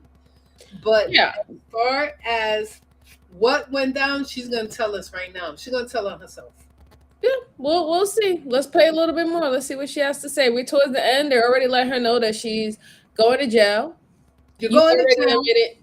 You already admitted that you were robbing your ex-husband, and you enlisted two other fellows to help you with this. So let's go on. No way. Okay. This is what we do as our role in this whole thing. We gather as much information and fact as we can, okay, and try to obtain as much cooperation as we can, like you're doing right now. Okay? But everybody will be charged. Well, that's not up to us. We're the investigators. We gather the facts and take the information to the prosecutor's office. The prosecutor's office then decides what charges we're going to be looking at with everybody that's involved and how their involvement worked, okay? There's no way I can To see him? No, you don't want to see him not right now. I don't care. Not right now. I don't care. I know. I just want to see him one last time. Yeah. Do I have to write a statement? No, absolutely not. It's not. I cannot force you to write a statement. No, it's up to you. If you want to tell somebody in writing what happened, that's your choice. If you don't want to, it's your choice too. Okay. I would rather not. Okay. That's fine. I mean, you were very honest and open with us so far. It seems to be so. I was. I mean, I can't force you to write a statement. Same as we can't force you to talk to us. But we're glad that you did. At I least. did talk to you. Yeah. But I want an attorney before I write a statement. I understand that. That's fair enough. Okay. I mean, I understand you're probably video recording it and have that, but Yeah. I want to talk to them. I understand. But I did want to get the truth out because I didn't. I know. I believe you too. Just a week prior to his death, John had finally gained custody of his children. Investigators believe that Jamie knew the two men were armed, and this was her way of getting vengeance against her ex-husband. In the end, all three would accept plea deals. Gary received 18 to life, Jacob received 15 to life, and Jamie was sentenced to 21 years in prison. What are your thoughts on this case? Did Jamie just want money for her addiction, or was this her way of getting back at her ex-husband? Please share your thoughts in the comments below. Wait a minute. Wait a What's minute. That's a stinky ending. Espérate. That. What do you mean? No, I mean, we all knew that. I had a feeling they was going to do a plea deal, right? And mind you, she didn't want to write a written statement, so she didn't want to actually have on paper to confirm whether or not who actually shot her ex-husband, right? Because she's saying that she don't know. They ran in there, she wasn't even in there, right? So because they know that the two guys are going to say that the other one was the one who had the gun. I want my money back. What? That was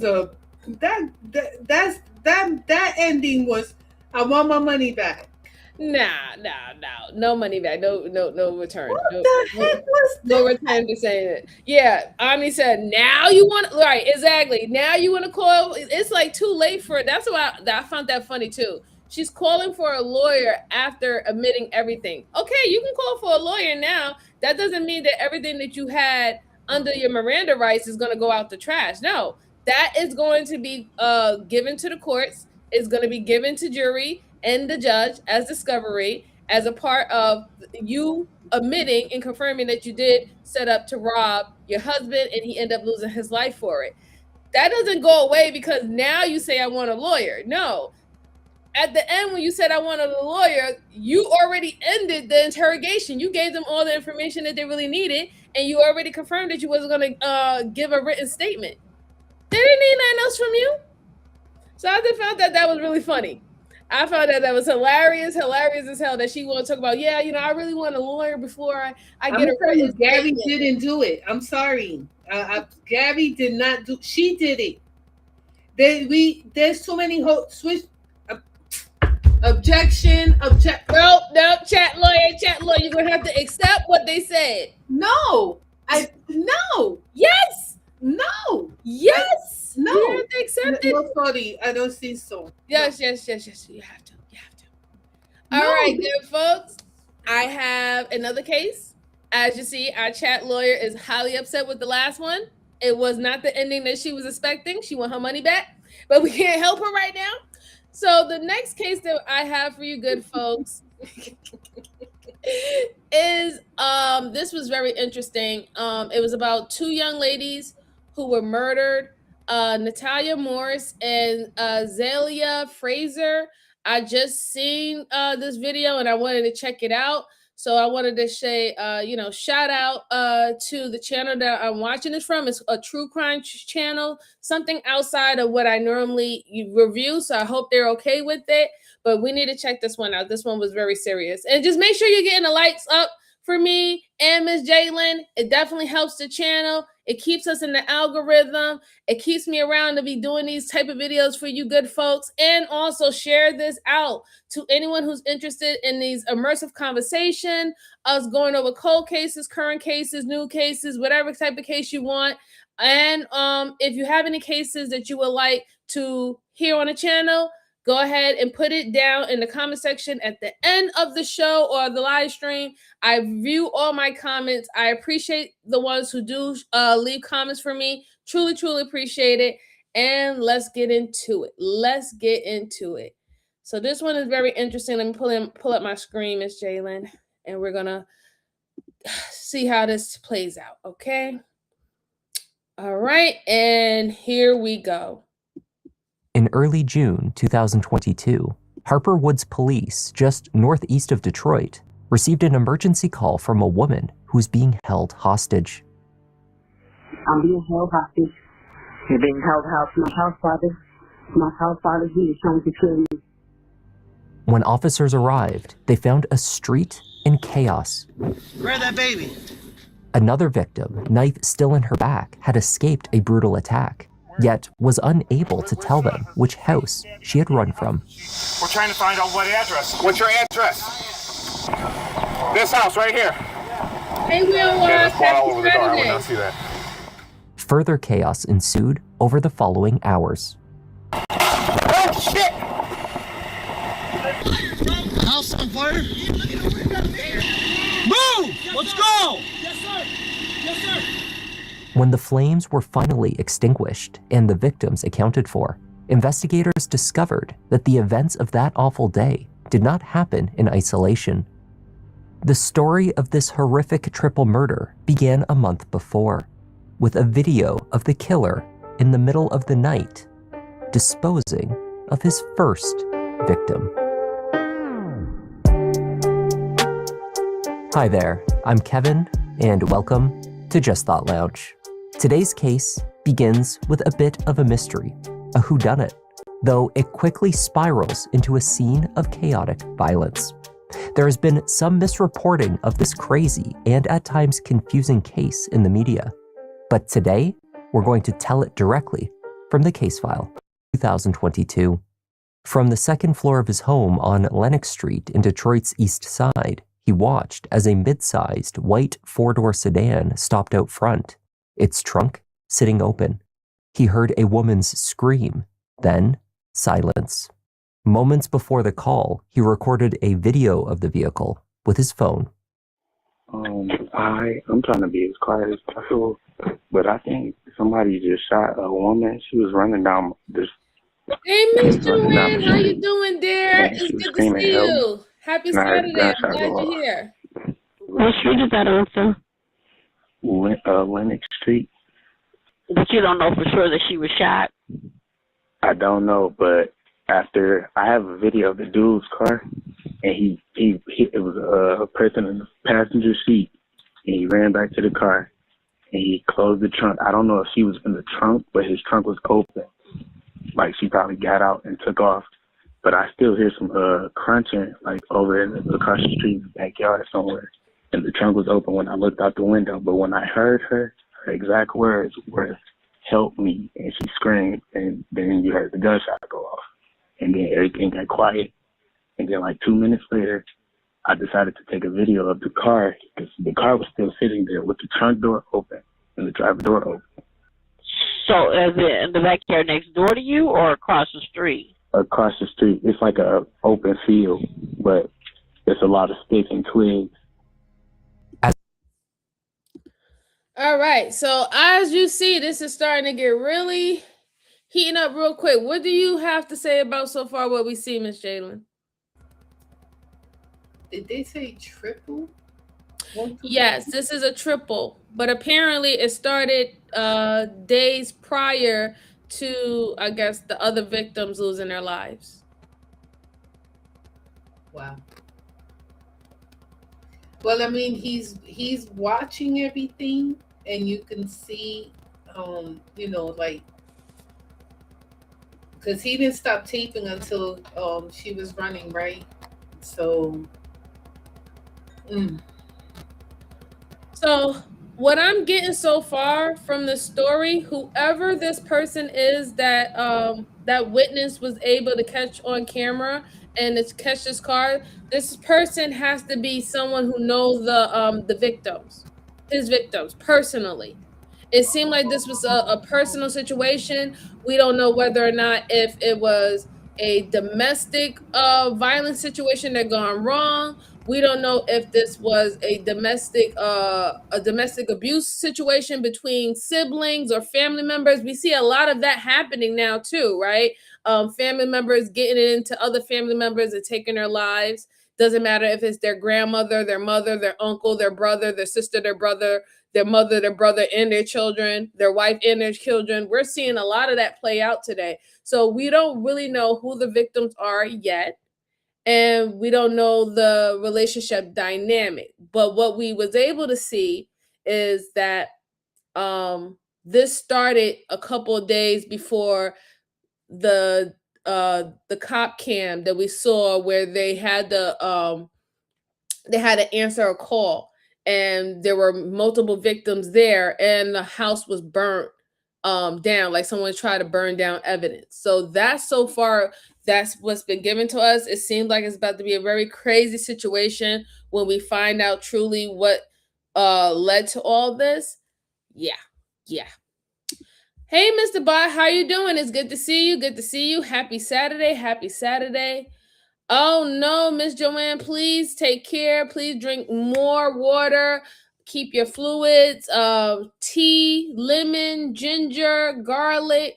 Make your own tea. Steam them, to try to kick that pneumonia. Please take care of yourself and get as much rest as possible.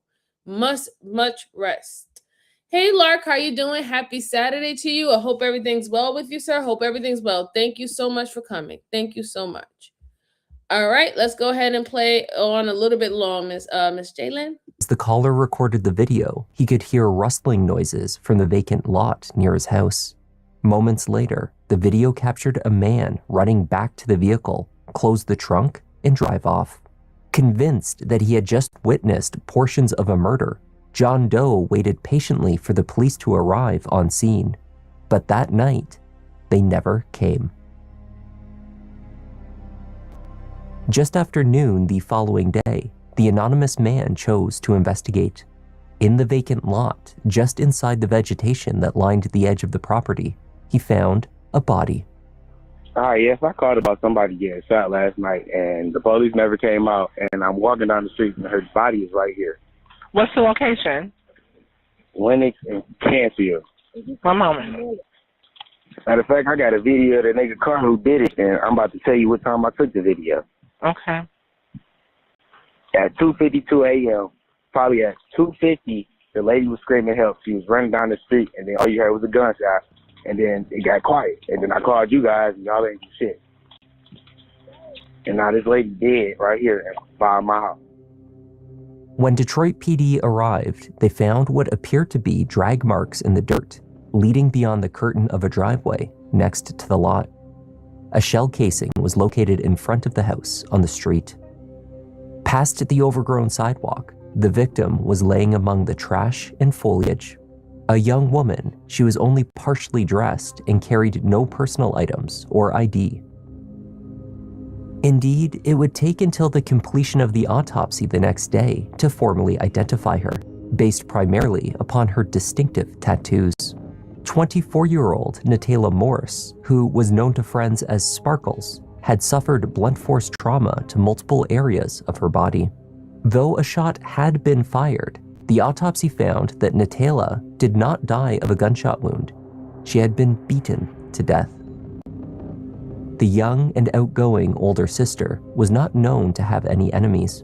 The news of her brutal killing was both a horrible shock as well as a mystery to her family. She was viciously. All right, your thoughts, Miss Jalen. Trigger warning, trigger warning, trigger warning. Ooh, child. And I agree with Mr. Bot. That guy was too calm when he found that. Why didn't he make sure the cops came out? Like, if he was, why did he, like, he videotaped everything, then he leaves and he comes back the next day and checks the next day? and didn't make sure, like he didn't stay there until make sure. Why didn't he call again? It's Detroit. I get it, but still, like, I'm not gonna sit there and be like, okay, here's somebody screaming, and then and then I'm gonna just go home and go to sleep, and then come the next day and say, oh, is she still there? I mean, here's what I'm saying. I understand what you're saying, but I'm gonna take into consideration of where in Detroit he's at. We don't know if he's on 6 Mile, 8 Mile, 9 Mile, whatever. He could 5. be, he could be in an area where if he's out there, he might be the next one to get snuffed. And on top of that, at least he did do his due diligence. He called them and he also videotaped. He realized that the cops never came. He never heard sirens. He never heard an EMS. He never heard cops on his street. So when he went to go see that, everything that he saw last night and confirmed that everything he caught on video, hearing the gunshot and everything was actual real. You heard him had an attitude with the operator on the phone. Like, yeah, he said, "Y'all can come and do spit." Like, I mean, like, rough neighborhood or not, like, where's your people's compassion? Like, okay, I'm going on me. Like, I understand you, but you gotta, like I said, you have to also just take consideration his situation. That environment over there, we don't know his neighborhood. That environment can be very, very rough. He did do something. At least he wasn't a person who didn't call. Shoot, he literally videotaped, right? And he was willing to give that videotape up to authorities. Something that could have cost him his life. We're gonna fight right now. We are not gonna fight. Listen, and you gotta take into consideration, right, that he also put his life in jeopardy by even going down there the next following morning to confirm that a body was there.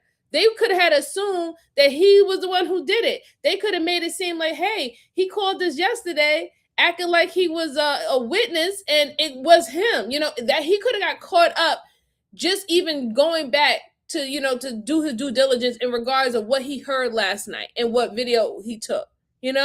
So I mean, I understand.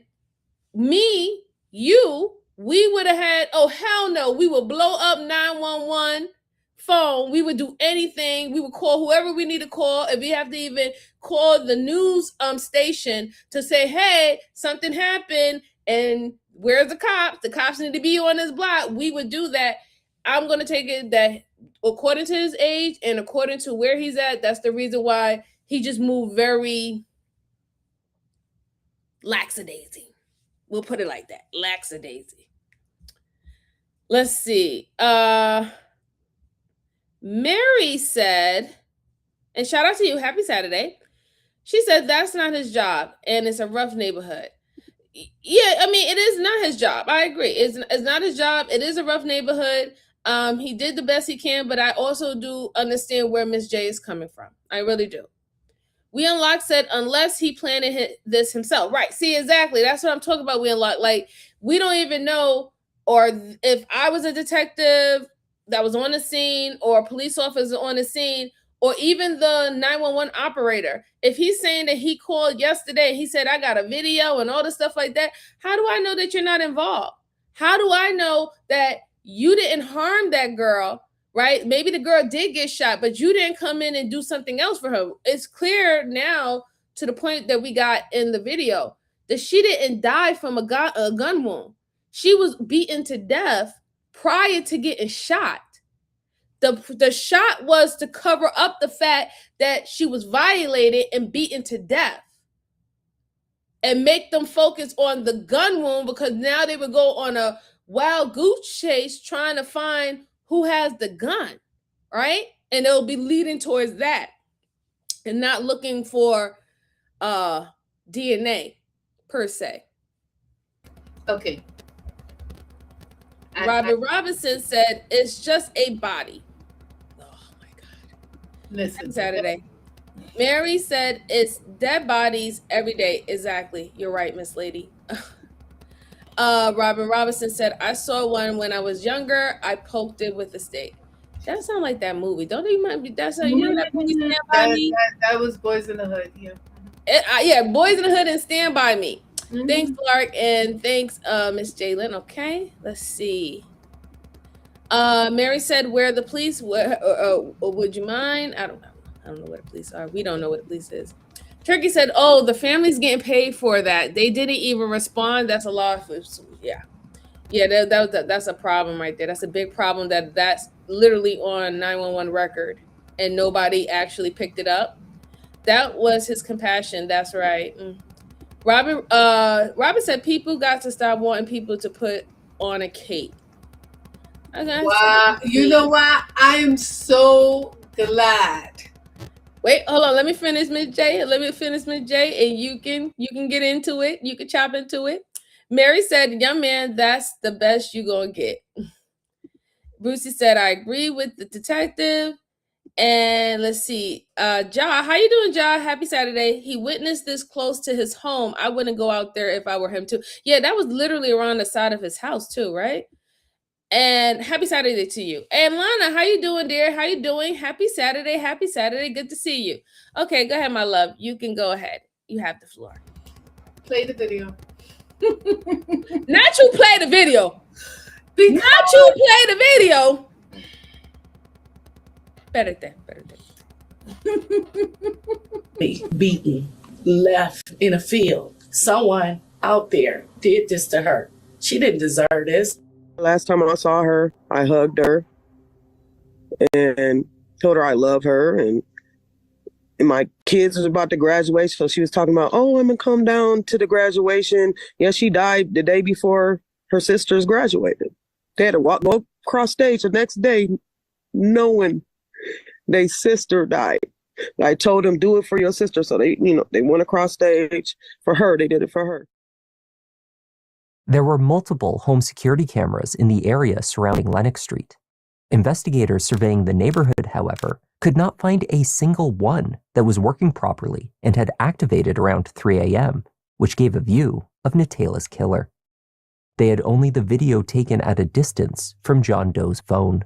They also learned that Natala drove a white sedan, similar to the one seen on Lenox Street that night. It seems her Ford Focus was set aflame sometime during the night. That call to 911 was placed around 3:30 a.m. Detroit 911, what's the address, the emergency? The car be on fire. Hi, Dima. How are you doing? Happy Saturday. White Ford Focus. After firefighters put out the flames, the Focus was towed to a secure area. In the back seat, only mildly damaged, was a backpack. In the bag, investigators found Natala's bank cards and other personal effects, including her cell phone. Investigators began aligning the cell phone location data with the Ford Focus on its route from Lenox Street, where John Doe captured the driver on camera, to the area near Lappin Street, where it was set aflame. Beginning at about 11:30 p.m. on June 3rd, Natala's vehicle first drove to Kilbourne Street, which is in the Connor neighborhood of the East Side. It is primarily residential. From Kilbourne, the car made a lengthy stop near 7 Mile and Evergreen, a commercial area with plenty of parking. Cameras did not capture the individuals inside of the parked vehicle during this time, but they did pick up on the vehicle's movements when the journey resumed. Curiously, before arriving at Lenox, the car drove back towards Dickerson Avenue, which crosses Kilbourne Street. And that would not be the last time. Minutes before 3 a.m., the car is captured driving towards Lenox, with its trunk already open. By 3:03, it is fleeing the area. Before it was set on fire, So, tell me what you think, Miss J, so far with what we are listening to. All of this was planned out. Mm-hmm. And it's all connected. Yep. But there's one thing I want to point out. I'm not going to address anything else because, everybody's entitled to feel how they're going to feel. Oh, don't worry about it. No. I'm just saying. I'm not. What I'm saying. No. What I'm gonna say to you is, look at that mother. Look at that mother. That's a mother. Mom. And right or wrong, indifferent. You know, like, and that is it's triple, right? It's 3 of them. Yeah, we haven't gotten to the other victims yet. Yeah, we haven't gotten to.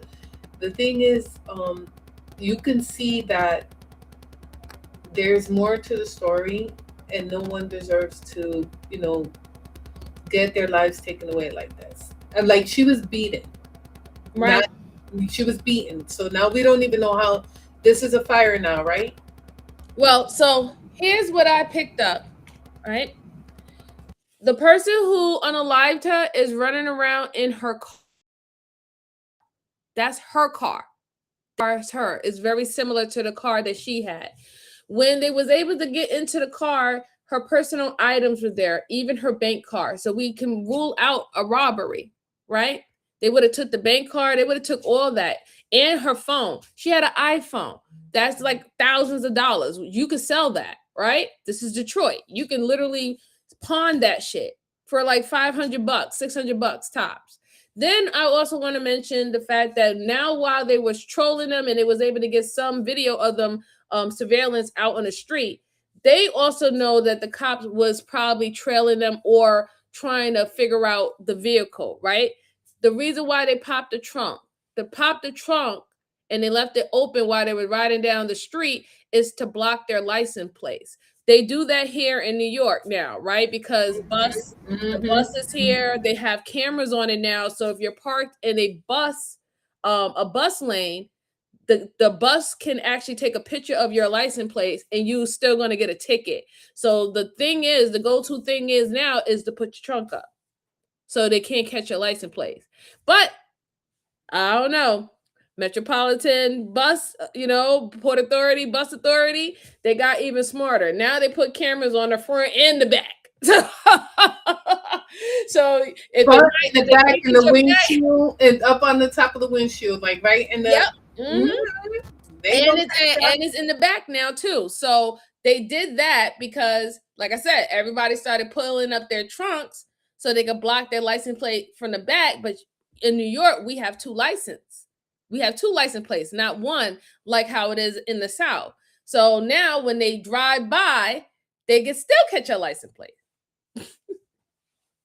So that's the few things I wanted to point out. This was very personal.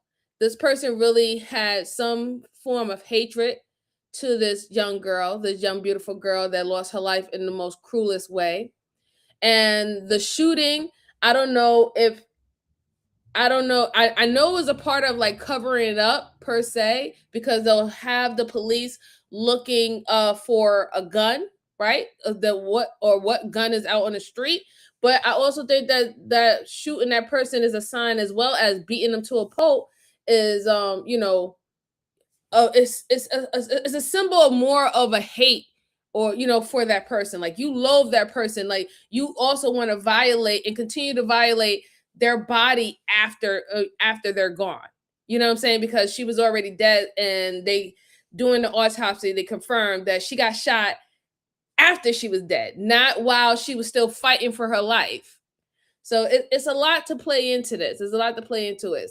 I'm surprised that they haven't necessarily found any image of the individual, especially the ones who's running around in her car. And quite frankly, they didn't say it was one. They said it was actually 2 or more people that was in her vehicle.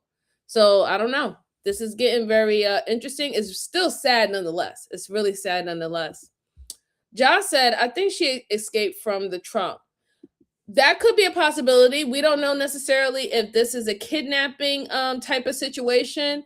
And if it is, then that means they would have to kind of like, they would have to take surveillance from all the streets from that night. They would have to start from literally from the afternoon until, when the incident occurred, to see if she was on any street. Where was she coming from? Was she coming from work? Was she coming from school? Was somebody, did somebody scoop her up into the car? But the thing about it is, it's her car. So did somebody, pull a gun on her and told her to get in the car, you know what I'm saying, and drove her to that location? We don't even know whether or not where the location that she died. We don't know if she's a neighbor. We don't know if she's a neighbor. Do she even live in that that neighborhood, or was that just the place that they decided to do the deed at? We don't know any of this yet. It's crazy. The cameras wasn't working. Right. It stopped working. It only picked up around like 3:00 in the morning. That beating felt personal. Why use up all that energy when you have a gun to use? Right, exactly. It was very personal. Very, very personal. You wanted to brutalize that girl. That's the whole point. You know, you wanted her to die slowly and in a very painful death. Because if it was just all about just shooting them, just shoot them, right? Too easy. Brucey said, just one of many reasons to live in the South. We can beat tickets. You know what, Brucey, go in the corner. Let's go on. Car made one final stop, somewhere on Kilbourne Street.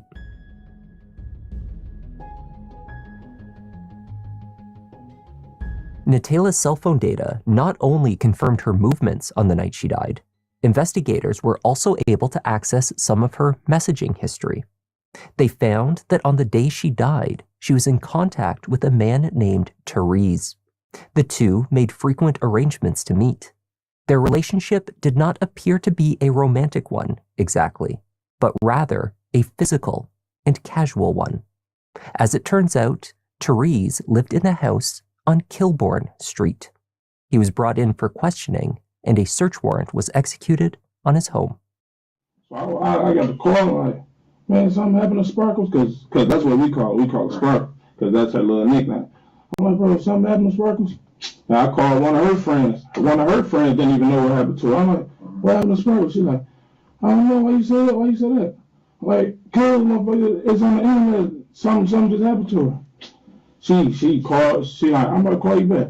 Hung up and call me back. Oh my God. Therese was extremely cooperative with the Detroit detectives. He handed over his cell phone for a data extraction. He offered his DNA for testing against samples from the Ford Focus and the crime scene. And he took a polygraph test. Therese explained that he had not seen Natala for several days before her death, and he had never been in her car. So it's safe to say your DNA is not going to be nowhere in her car? Never. Won't be at all. Never been in her car at all. Or on her. Or on her. Messages supported Therese's assertions. He passed his polygraph. The search of his home did not turn up any. So, AKA Sparkles was dealing with this guy, and he wasn't that far from the area where she was at.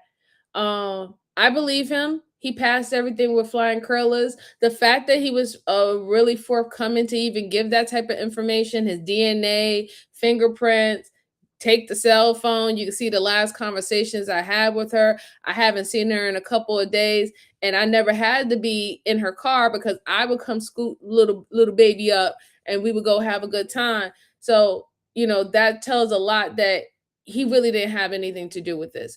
Most people would be very hesitant to give up their DNA and stuff like that, especially if they would be considered the suspect. He already confirmed to them that her girlfriends got in contact with him and said, did you see the news?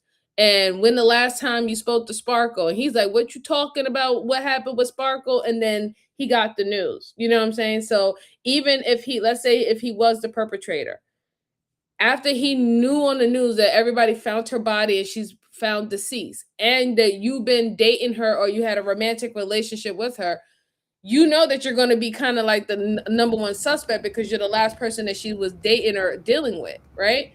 You wouldn't be that forthcoming to give up all your fingerprints and your DNA if you knew that you did something. What you think, Miss J? Yeah, he's good. Yeah, he's good because he already was aware, you know, what happened, and he was like, here, no hesitation. Right. No hesitation. So, but I think it's Mr. Camera dude that was taping the car. Okay. And why do you think that? because he watched the whole thing and he said he heard her say, "Help me," right? Mm-hmm. And then he said 2 minutes later he started recording the car. Mm-hmm. Then he said then the car drove, because that was her car that she got Right. thrown. That was her car. But the thing that he's missing is he said he heard her say, "Help me," right? Mm-hmm. But they already beat her and they put a bullet in her. So when they tossed the body, he couldn't hear her say, "Help me," because she was already done for. Think about look at they if you remember the video, they pulled the car in, right? They pulled the car in. He dumps the body, but he said he heard her say, "Help me." Right. So he said that before he started recording, Mm-hmm. he heard somebody scream, Mm-hmm. "Help me." Mm-hmm. Then he said he heard gunshots. Oh, And he said he heard gun. Oh, I missed that. Okay. yeah, he said he heard a gunshot. Okay. Then that's what compelled him to start videotaping, and that's when he videotaped the person running to the white vehicle with the doors open and the trunk open that we saw in his little video that he had. Mm-hmm. So that's how he's framed up what he heard and what led up to him creating the video, right? Right. Here's the thing. I'm up, my mind is open for anything, right? We don't even know if he's a lookout person. Like, I mean, at the end of the day, this is Detroit. Okay? He could be a lookout person. He can be the person to be like, yeah, man, I could take this video, whatever not, and have them go looking around and running around for A, B, C, and D. We don't even know. Like I said, they said that car is similar to Sparkle's car, but we don't really know if that is her car, right? They have to confiscate the car to actually confirm the registration unless they have the license plate. And then it seemed like they was really getting the license plate. They couldn't even get the actual clear image of the individuals who was driving the car. So I don't really know if they really got good images of whether they can confirm or not if that was her car. But the whole thing seems very sketchy. I'm just glad that the guy that she was recently dealing with, he's been cleared that he had no involvement with it. He do seem very concerned, even in his in his voice. His tone is just showing me that he's kind of like he's upset about it. You know what I'm saying? He's upset about it, and he wants to know what happened. And I guess he's just trying to give as much information as possible. Mm-hmm. Let's see. Mr. Barr said, do you think he knew something was off with her? Well, I mean, there could have been a possibility. He did say that there was a couple of days that he didn't have time with her or he didn't spend with her. I don't think it's about being off. I think that maybe she was just going to do her own thing. We don't know whether or not if their romantic relationship took a pause. You know what I'm saying? They were just friends in that way, we don't know. I'm just very happy that he's not he's clearing himself at the end of the day. Josh said he also wanted to stay anonymous and his help was to call the police. Right, yeah, right. He did help. He did let himself know. Especially once he gave them the video, then he had to give his ID, at that point. Mary said it was probably her main thing. It's giving domestic. Yeah, it does give domestic. That's what I think that's what's coming up with. Yeah, I don't know. Turkey said, good point. That's us. A strange detail. Yeah, that is a strange detail. Mr. Boss said, didn't they say that she had no ops? Right. They did say that she had no ops. So that also leads to me, again, back to the domestic violence. Even the way that she was brutally beaten up will lead me to believe that it was domestic violence. They haven't said that she was beaten up with another weapon. They didn't say that she was beaten with a bat or anything like that. So she was literally beaten up by brutal force. And we all know that men can possibly do that to women. Lot says, sorry about that. Evil is strong right now. Yeah, it is. All right, let's go on. Let's see what else he has to say. Anything suspicious. DNA testing would take some time, but detectives were already seeking new leads. The link to Kilbourne Street was clear. Could Natala have known anyone else on that street? You know, if she messed with anybody on your block, has she ever mentioned that she fucked around with anybody over there? I told you, we don't really mention nothing to each other, but what? We trying to get to the bottom of it. And again, you know, if this clears you, that's fine. But rest assured, if it's some other things that we can't clear up that are pointing to you, we're going to have to address them. Okay? Therese was eliminated as a suspect, though it quickly became clear that he was far from the only man that Natala had been communicating with. Indeed, her messaging history showed hookups with multiple men. In March of that year, the 24-year-old had lost her job at a Chrysler dealership, leaving her finances in delicate shape. At some point that spring, according to one of her closest friends, Natala went from being a frequent dater to charging. Her family did not know. What was her job? What's her profession? Is that a profession? It's the oldest profession in the world. Well, I mean, you know what her job was or what she was doing. So, I mean. Yes, I might know, but I still. Oh, you want me to tell you? Yes. Okay, so pretty much she's on the app, meeting people, like, whatever.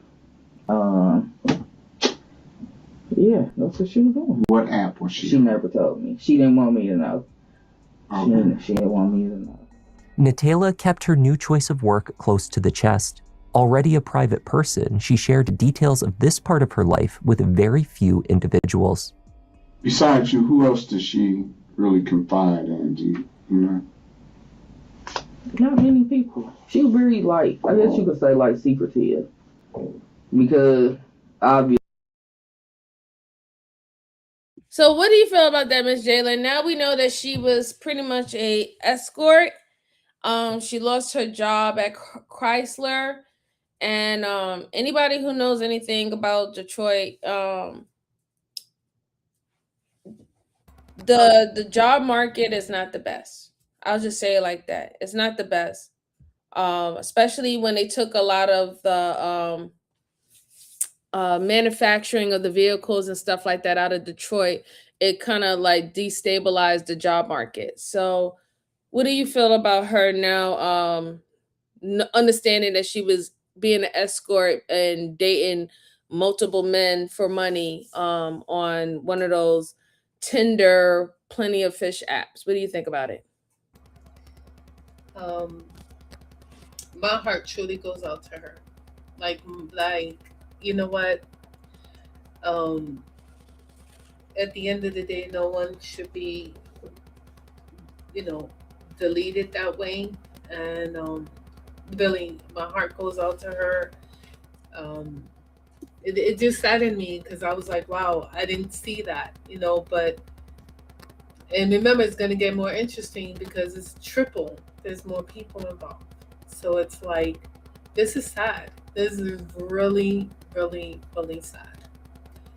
No, absolutely. I agree, because now this makes the case for the detectives really hard to find out what actually happened to her and to bring the culprit to justice, right? Because now you have to find all these different men.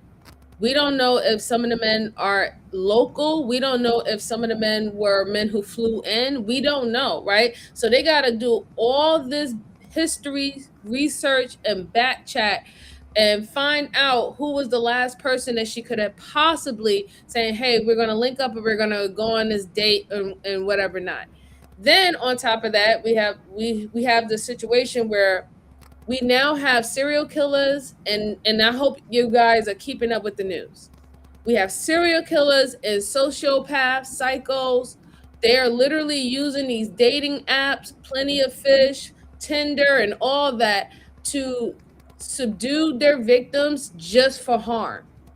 Not even just for like sex, and then they get enraged or something trigger them and they harm the individual. No, they're literally using it to lure victims in now at this point.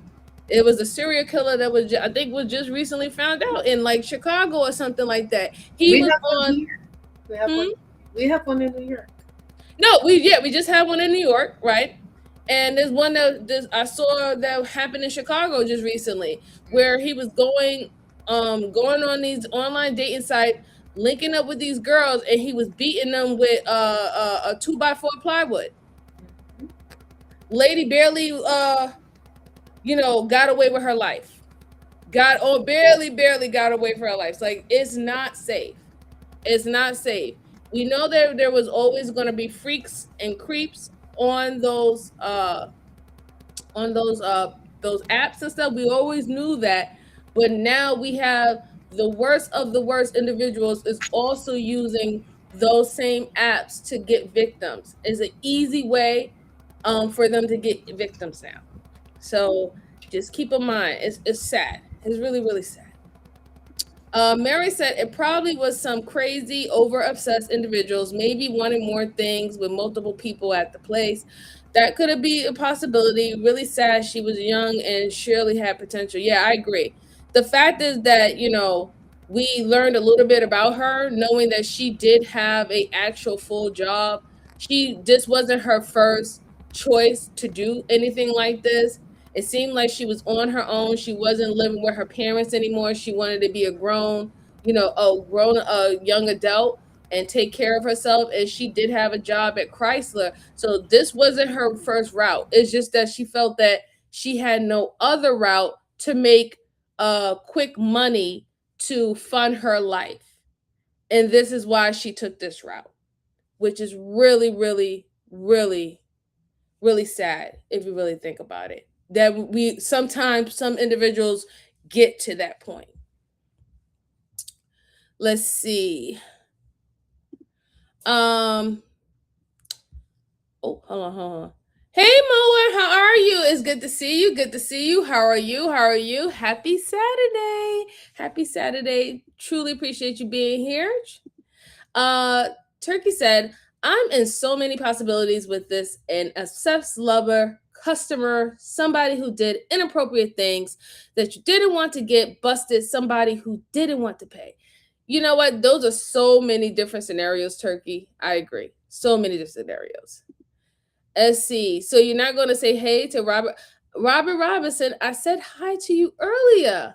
Hi. Joanne said, my best friend in high school went away for college and she was failing and dropped out of school. I flew to visit her, and when we went to her room, all you can see is 50s and 100s covering her floor. I brought her home. It's sad because it's sad when some individuals think that they have to resort to this, and it's literally sometimes it's fast money, and then it doesn't help where you have some individuals who's on social media who is, I guess it seems that they're being successful participating in this type of career field. That can really mess up your psyche into believing that, hey, this is the route that I need to go, because you see a few 4 or 5 individuals who say, hey, I do this job and look how successful I'm getting flown out, I'm living in $1 million mansion or penthouse. I have, you really believe that I could do that. And the truth is that those people who are successful in that type of career fair is slim to none. Like, it's a very few percentage of people are actually very successful, that you see them being able to spurge out. And what those individuals who do that, who tells you and promote that lifestyle, they don't tell you exactly everything they had to do to get to that, right? They only tell you the good parts, right? Because that's the only way that's going to entice you to think about, changing career fields. They don't tell you the bad parts. They don't tell you the things they had to do behind the scene, right? They don't tell you the people that they might have to be intimate with that they didn't want to be intimate with, right? They don't tell you the parties that they had to attend that they didn't want to attend, right? They don't tell you those things, because then you will actually make a logical decision to be like, you know what? The money ain't that worth it. You know what I'm saying? Like, I don't think that, no. I don't want to use half of the money that I make seeking life therapy for the things I saw, did, or whatever experience. I don't think I want to use half the money that I make for that type of lifetime therapy. They won't tell you that. They will not tell you that. But I'm glad that you brought her home, Miss Joanne. I'm really glad that you did. Turkey said, that's crazy. That's why you meeting a very public place or even go with a friend. I agree. Definitely meet in a public place. 100%, right? If you could go with a friend, go with a friend. But even with that, like nowadays, you got to do your due diligence. You got to do double research.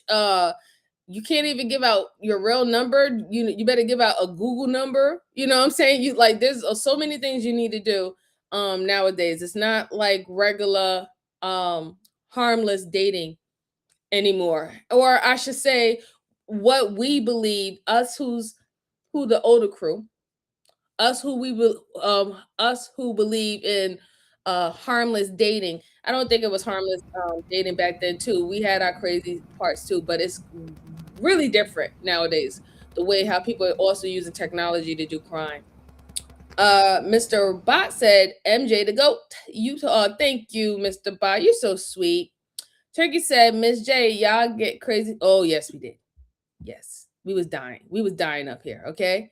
They tried to kill us. They tried to kill me. Pimp down. I was pimped down. I was like, pimp down. I got a shovel 8 times. Pimp down. My back. I'm telling you, I really felt my age. For the last 2 weeks, I really felt my age.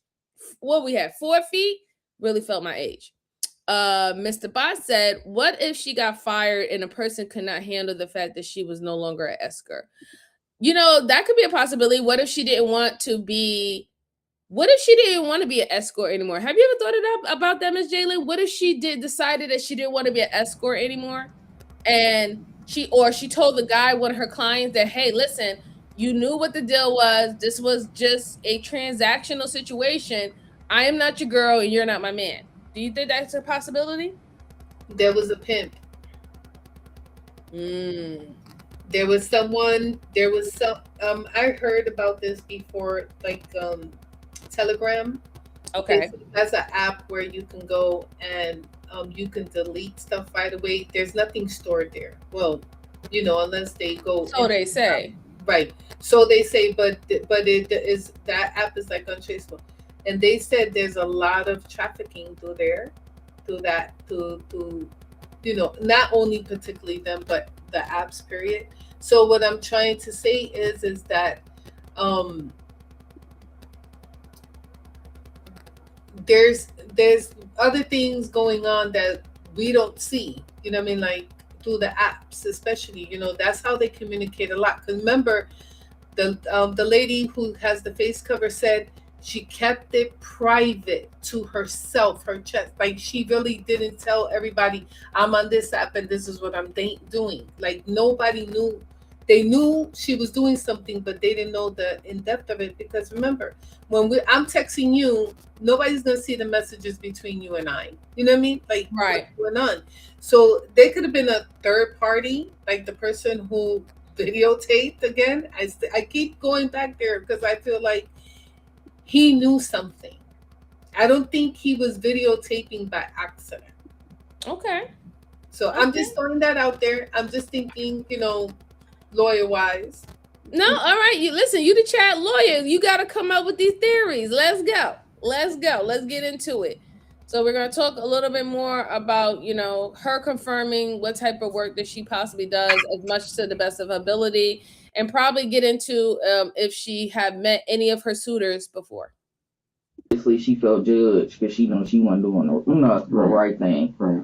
So nobody pretty much knew what she had going on. She would not tell her friend which online applications she used to connect with clients. She did not share names. Those who were in the know cautioned her to be careful and stay safe, particularly after she mentioned being on an app named Inmate Delight. A lady at Motor City. Okay. Because one day she got into it with a guy, and they were in the thing, she screaming for help and all this. And I'm like trying to tell her, like, you need to stop going out in the middle of the night. Right. Because anything can happen. And how would she communicate with? She told me it was an app called Inmate Delight. I believe that's what she told me. And then Say that app name again. Inmate Delight. Inmate Delight? Yeah, but I'm not sure. And I kept asking her if that's the name of it. She said, What? Investigators discovered that there was one other man that Natayla was in contact with on the day she died who raised red flags. 23-year-old Jonathan Lamont Welch. Jonathan had a criminal record, one that had started only 2 days before the murder. On June 2nd, his longtime girlfriend and mother to their baby boy, Zalea Frazier, reported a brutal assault. She told Detroit PD that she awoke in the night around 3 a.m. to her boyfriend angry and pulling her from the bedroom down the stairs to their living room. Prepared for her at the bottom of the stairs were a collection of implements, a gasoline can, a pair of garden shears, an extension cord, a belt, a towel, a metal pole, a drill, and a circular saw. She told police that someone must have tried to call her cell phone in the night, at which point Jonathan tried to unlock the phone to see who called, but he didn't have the passcode. This, Zalea said, prompted his rage. Several hours later, Zalea escaped the house and managed to call police. By that time, Jonathan had grabbed the car keys and taken off. Charges for assault, as well as torture, were pursued, but Jonathan could not be found. Given this violent report and his connection to Natayla Morse, police began a surveillance operation on his house on Kilbourne Street. While watching the house on the corner of Kilbourne and... So, how we feeling? Oh my God. Yeah. He seemed like he's a maniac. He seemed like he was at the point where he was going to brutally harm his mother of his child. It just so happened that she was able to get away. And then he dipped. You could tell by the house is boarded up, like the windows and everything is boarded up. Doesn't mean that he's not still in there. And he had a record. He had a record. My thing is, why? One of the things that shocked me about it is, like, out of all the apps that you can go on, why Inmate Delight? What is attractive about an inmate? I swear, after Prison Bay, women done lost their goddamn mind. I'm sorry. After Prison Bay, like, I'm not trying to say that a man who probably does have a criminal record, he probably did go to prison, he did his time, everything's good. That's different, right? And he's been on the up and the straightaway. That's different. But the fact is that you went on an app that's called Inmate Delight. That is, to me, that just says that you're literally looking for a criminal. You're going to go on the app and say, hey, hi, I'm into inmates. Yeah, show me what you got. Do you got your killers? Do you got your sex offenders? Do you got your little pedophiles? Do you got your drug dealers? Do you got your, your serial killers? Please just, like, hook me up. Yes, my number is ... Who in their right mind would literally go on that type of particular app and think that that was a good idea? I'm not. My thing is, why would we even allow an individual to create a certain app like that? Where's the guidelines at? Did the guidelines go out the window? Huh? Did we just say, no, we're not, anything can be created at this point? Let it rock. As long as you know how to code, you can create whatever app you want, front developer web app you want, and just go for it. Because like to let something like that fly is insane. I'm taking my own advice. Cállate. I need a lawyer because this is. Yo. Listen. Inmate delight, though. Listen. There's certain things that I've seen, right? Because I don't, in the sense of being online, because I told you all the time, I'm not a social media person. And sometimes I click on things and I fall down this rabbit hole, right? I saw a stream where they were showing that they were saying like there's an app where this guy has this whole app, like he runs it like LLC, and he has all these young women there. So and it's out in the open. It's not like this, but like this stuff is out in the open. And to me, it's like it's normalized, right? Like it's no longer go get a job. No, it's let's go on social media and let's make money, and how we can make money, right? It's like there's no more options for let's go work, right? You understand what I'm saying? Like it's now it's you know what, let me go do OnlyFans. It's now where it's more that less, because don't get it twisted. Don't think these young men are not doing the same thing as these young ladies, because they are. they out there, making their do. But the thing is, it's sad for me is listening to this, ladies and gentlemen.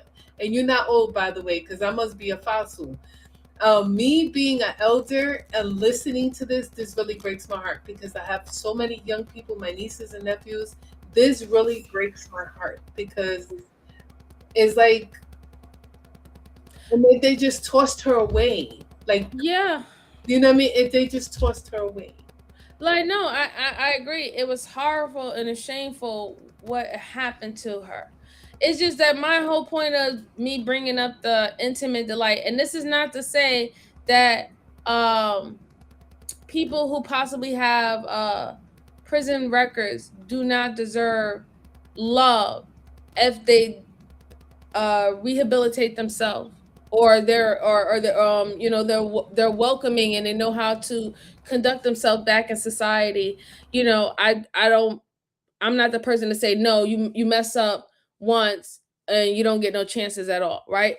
Depending on what the crime is, right? Because I'm sorry, if you're a murder, I want you locked up and throw away the key. I don't want to hear no one, twice, whatever, not, unless it's out of self-defense. I don't want to hear nothing, right? Self-defense of yourself and others, I don't want to hear nothing about it, right?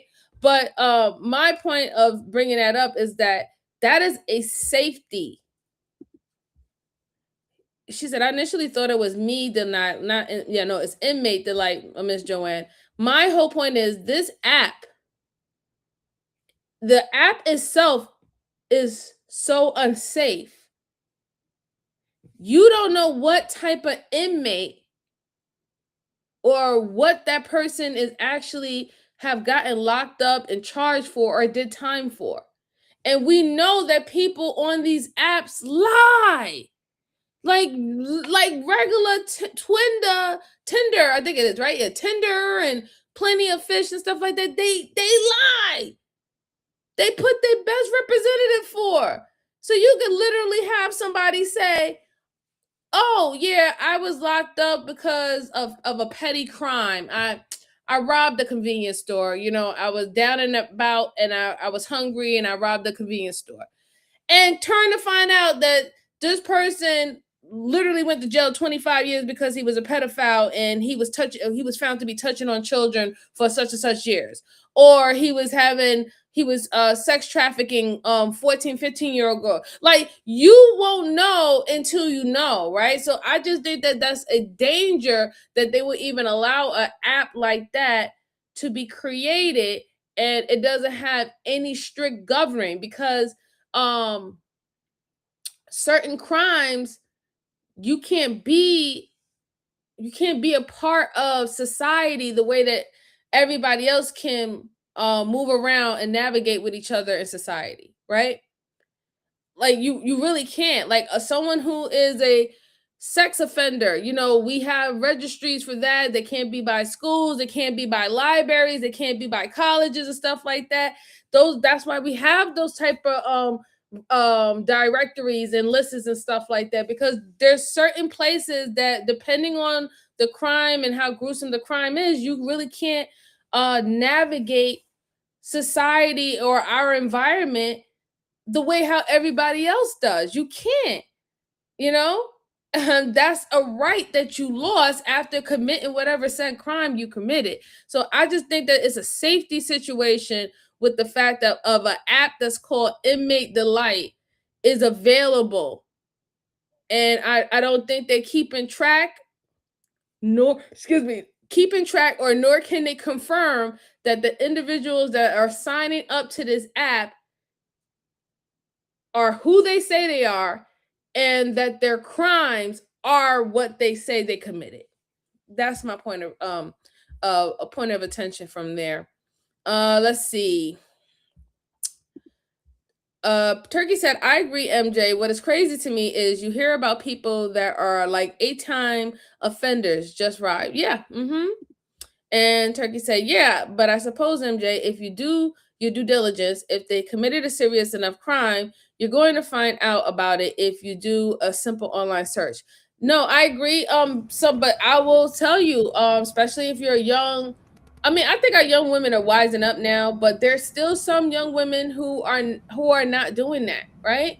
They just like, they're in love, they like being gullible, they like being naive, they love the tingling motions and stuff like that.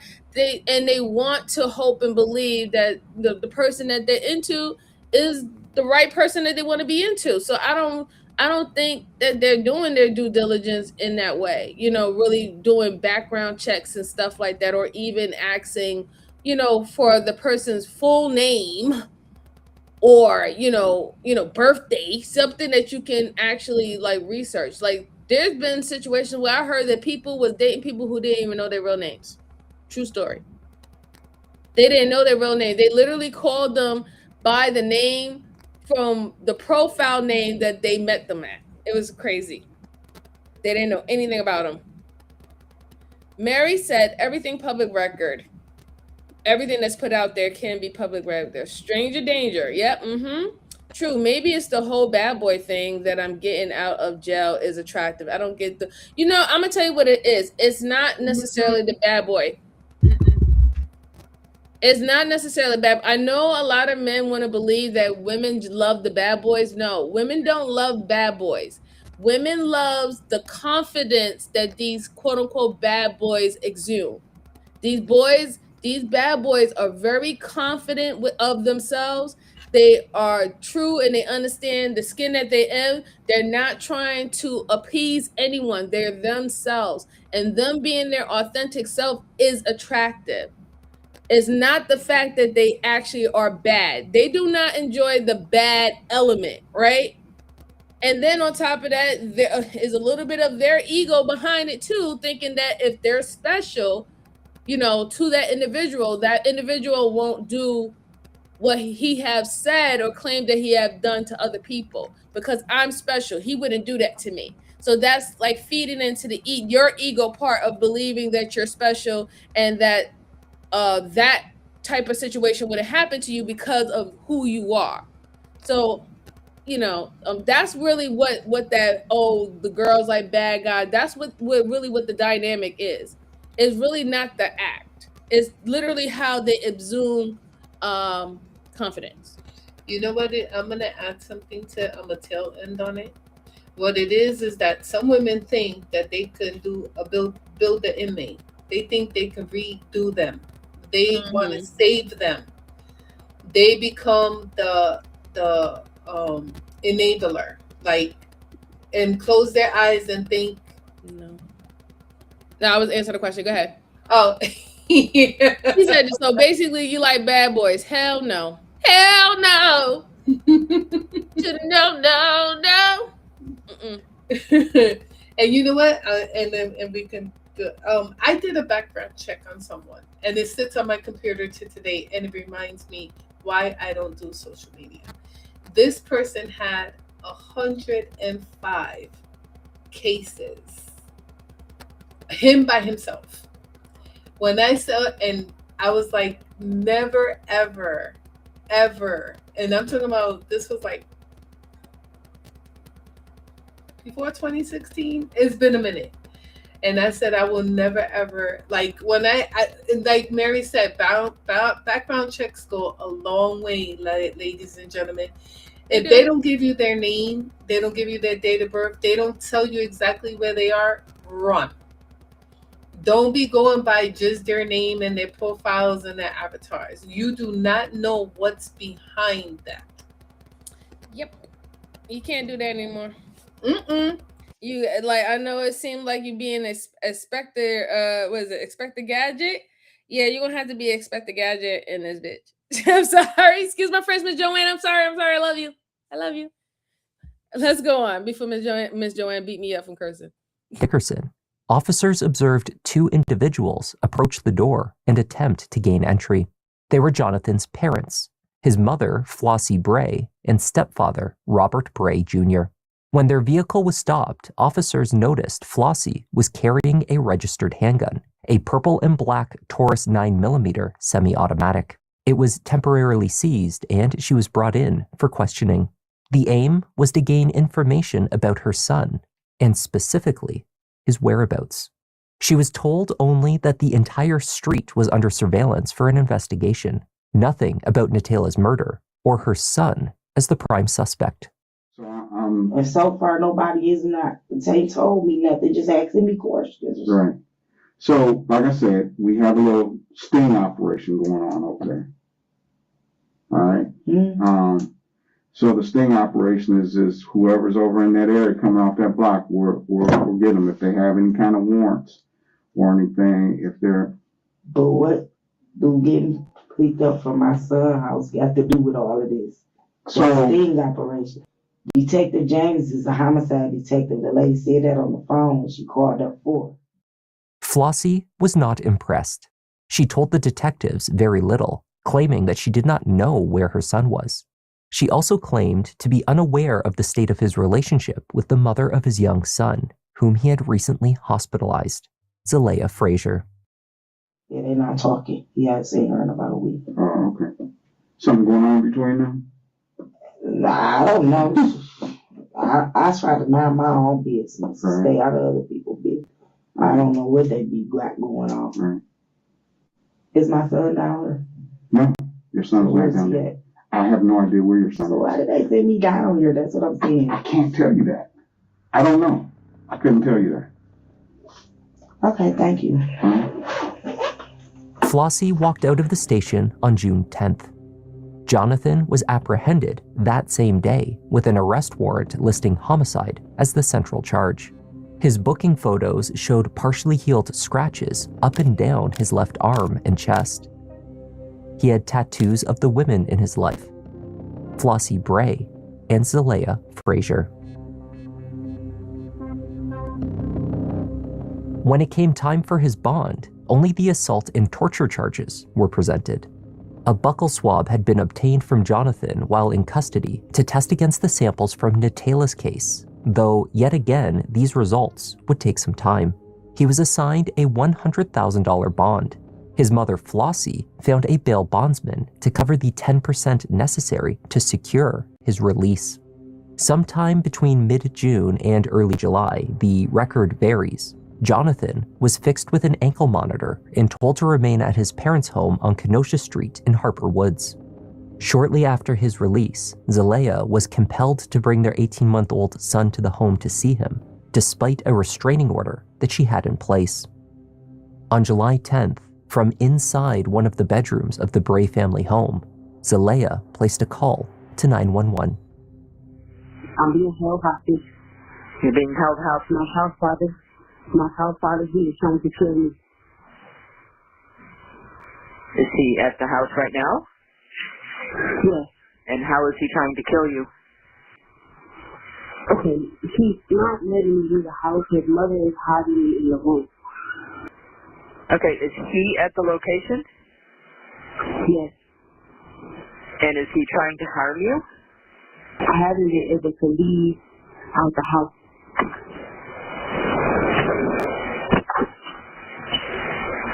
For how long?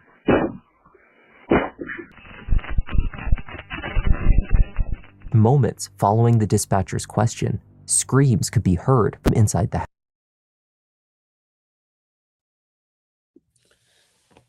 That was definitely disturbing. Trigger warning, everyone, trigger warning.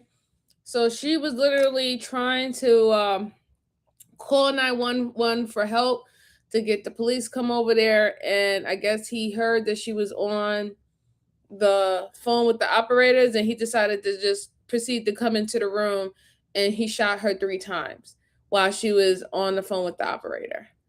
And that's just terrible. Quite terrible. So apparently it seems that this individual probably had unalived his child's mother before, got on the app, look for one of these girls, and he already got the bloodthirst now, right? What they say? The juice, you got the juice now. He had the juice in him. He was bloodthirsty at this point, and I guess in a way it kind of feels good for him to take out his frustration and anger on women, because it just seemed like he has a history of doing that, just being very violent towards women. It's really sad. So trigger warning, trigger warning, trigger warning. Ms. Joanne said that 911 operator didn't seem too interested in her safety. She didn't. She acted like it was nothing. She acted like, well, what are you calling for? How can I help you? And you notice how that seems to be like the trend that's going on in Detroit? Because the last operator was the same way with the man. And then now this operator is the same way with this woman, but she now witnessed and heard herself that something happened to the woman that she was on the phone with. There is no sense of urgency that's going on down there. Now, I don't know if it's because they're underpaid. I don't know if it's because they're overwhelmed. I don't know what it is, but yeah, it's quite disturbing how you see how cold they sound. Like it's like a regular phone call. Like big deal. Are you talking to your girlfriend? You chilling. Right. No problem, sweetheart, dear. No problem. You gotta take care of business first. You know what I'm saying? That was very disturbing. Very, very, very disturbing. I ain't even gonna be, I'm not even gonna hold you. I didn't really even like how the detectives were speaking to the suspects. You picked it up? It was very unprofessional to me, right? You're saying, oh, well, it's the oldest profession in history. Really? Why would you say that? Like, she's, there's a difference between someone actually calling themselves a prostitute and someone who's a escort, because there's people who actually do just pay just to have the company of women. It doesn't necessarily have to do with sex. But for you to just throw it out there while you're speaking to a victim's family member, talking about, well, it's the oldest profession in history. And even with the lady detective, the way how she talked, was she out there smashing anybody on the street? Like, that's very unprofessional. Now, I don't know if because it's the environment that's making them or causing them to react in that way, but it's very shameful. It's very, very shameful. Bye, Mr. Robot. Thank you for coming. Mr. Bot, sorry. Thank you so much for coming. I appreciate you. Thank you for hanging. Sweet dreams. Yeah, sweet dreams. Turkey said, I was listening to a story the other day of a girl who is basically mentally ill, got lost in the woods, and gave the operator her location. And he completely botched it when it was clear as day. Yeah, some people can't do that job. Sweetheart said, that's how they are in Detroit. Yeah, I agree. But you know what? You want me to tell you something though, sweetheart? And I'm from New York. When we call to here, it's the same way. There's no difference. It's like 20. The fast forward, like there was compassion. There is. It's not there anymore. It's like the violence. There is like, oh, okay, you know what I mean? Oh, okay. There's no urgency anymore because then we have a case. Did you see the case in Brooklyn? The lady, they said she fell down through the chute and she got. And I gotta give you the case. You guys, I think her name was Michelle something. Forgot her last name. She fell through the chute, and they put it as an accident, but she got chopped up. Oh, okay. Oh wow. So they ruled it an accident, but the partner, the father of her kids, was saying he says it was foul play. So they're kind of fighting it, but I tell you, over here, it's really all over. Like it's violence now is becoming a norm. You know, like it's just truly there's no more compassion anymore. It's like this is becoming normalized. Yeah, it's getting suck. It's really getting scary out there. Let's see. Sweetheart said, I worked and lived there for 4 years. Oh, okay. So you definitely know. Okay. Mary said, I have to stay up on my true crime to be aware. People always ask, why is it imperative to be aware in 2026? Yeah, no, I'm glad you're here to rock with us, Mary. Turkey says those 911 operators just don't listen half the time. It seems like I don't think they was even interested. Pretty much, they literally was talking to her like now what? Why are you calling me? Like that's what kind of energy I got while she's talking on the phone saying that my baby father is trying to kill me. You didn't say, oh, you said, well, why do you think that? And she's like, well, I've been trying to leave and he wouldn't let me leave for a whole hour and he's been prancing back and forth. You know, you're questioning her like this is time of, this is an emergency. If her life is in danger, what if she was over exaggerating and he doesn't want to kill her? Do that mean that him abusing her is even better? Where is your sense of emergency?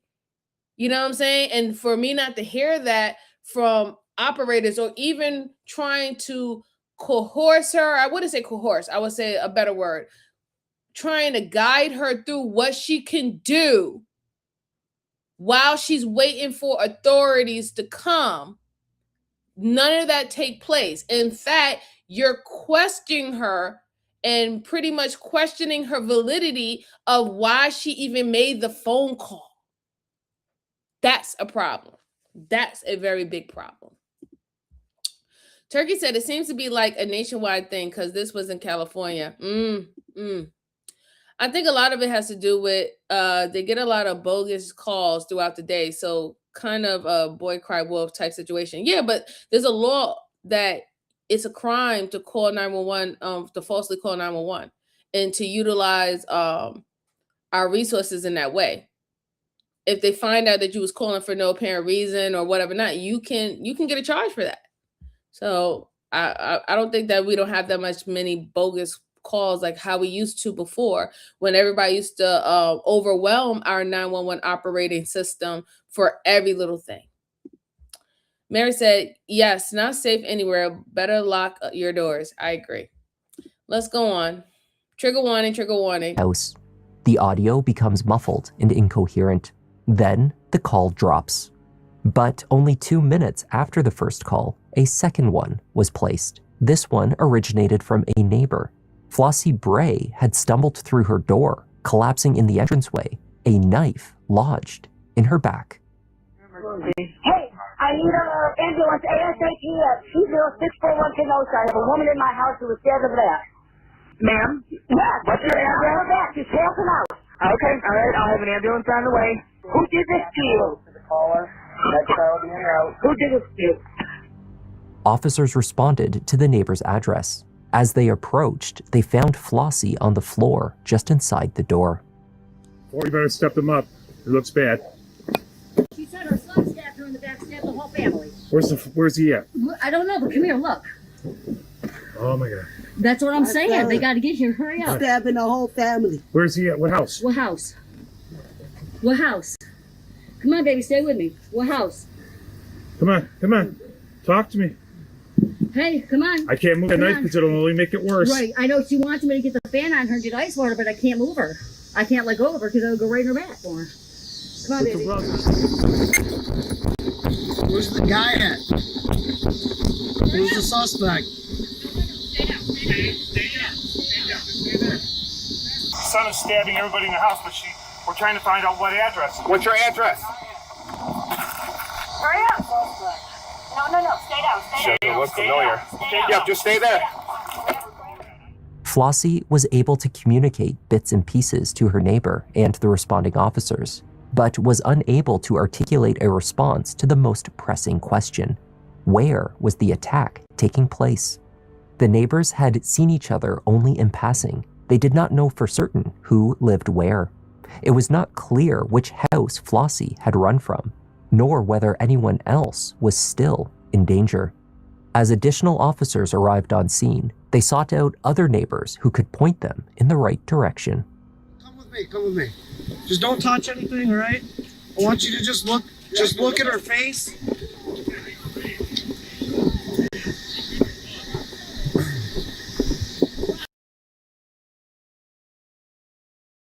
This is so sad, but shout out to Turkey Sandwich with the $10 super chat. I truly appreciate you, sir. Thank you so much. He said, just cause I appreciate y'all ladies. Thank you so much, Turkey. I appreciate your financial support. I appreciate your viewership, sir. Thank you. Thank you so much. I appreciate it. Thank you. You're awesome, Turkey. Thank you. All right. Thank you. But I'm feeding fur baby. I'll be right back. Oh yeah, go ahead. No problem. Look at her face, tell her where she lives. Right there. Where, right here? Greenhouse. This greenhouse? Right there with that, right 206. Okay, there's blood on the door. All right. Flossie was placed in an ambulance while officers tried to get a grasp on the situation. They did not know if the attack was ongoing, though they suspected that was the case. It was unclear how many other people were still inside the Bray house, though Zelaya, who had placed the 911 call, was still unaccounted for. What they did know was that they had an interaction with Robert Bray Jr. only the night before. He had been involved in a traffic accident and was facing drug charges. Son is still over there, and it's a wife, he got a girlfriend, and they got a baby. And it's a man over there. He just had an accident last night. Yeah, we know about the man with the accident. So I think that's the son car right there. So he in the house. Okay. Hey, Matt. Mike. Here's what we got. Yeah. Thank you. He's in the house. That's a The son's good in the word. house I appreciate with a wife and a kid. Yeah. According to the neighbor. Do we have a phone number for No. that house? Learning that both Jonathan and Robert were also inside the house, officers armed themselves and began to surround the building. As they caught a glimpse inside, they saw smoke. A fire had been lit towards the back of the house. I got moving inside the house. He's setting it on fire. The kitchen's on fire. Minutes later, from the street, a child was spotted in the backyard. Coming out of the back. We got a kid come out of the back. House on fire.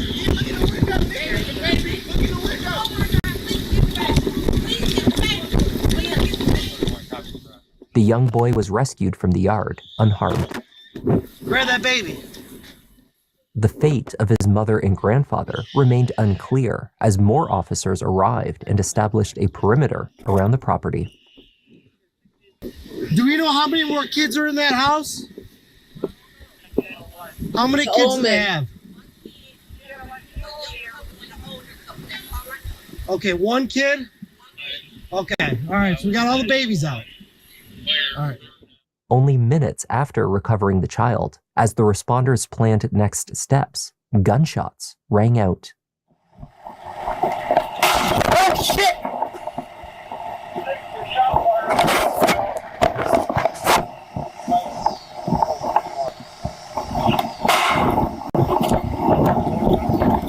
Get down! 4 to 5 shots were fired from inside the house out of the front window and east side window where 2 officers were positioned. They believed that at least 2 of these shots struck a house positioned behind them on the street. The Wayne County Special Response Team was called.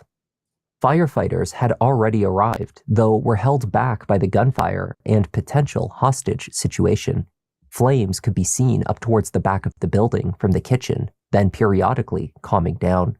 The smoke, however, continued to build. As the evening wore on, So it seems that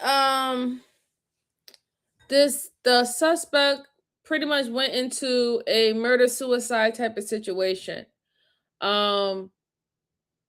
He ended up unaliving his baby mama, and then he ended up trying to unalive his mother and everybody else that was in the house, because they know that that's not okay.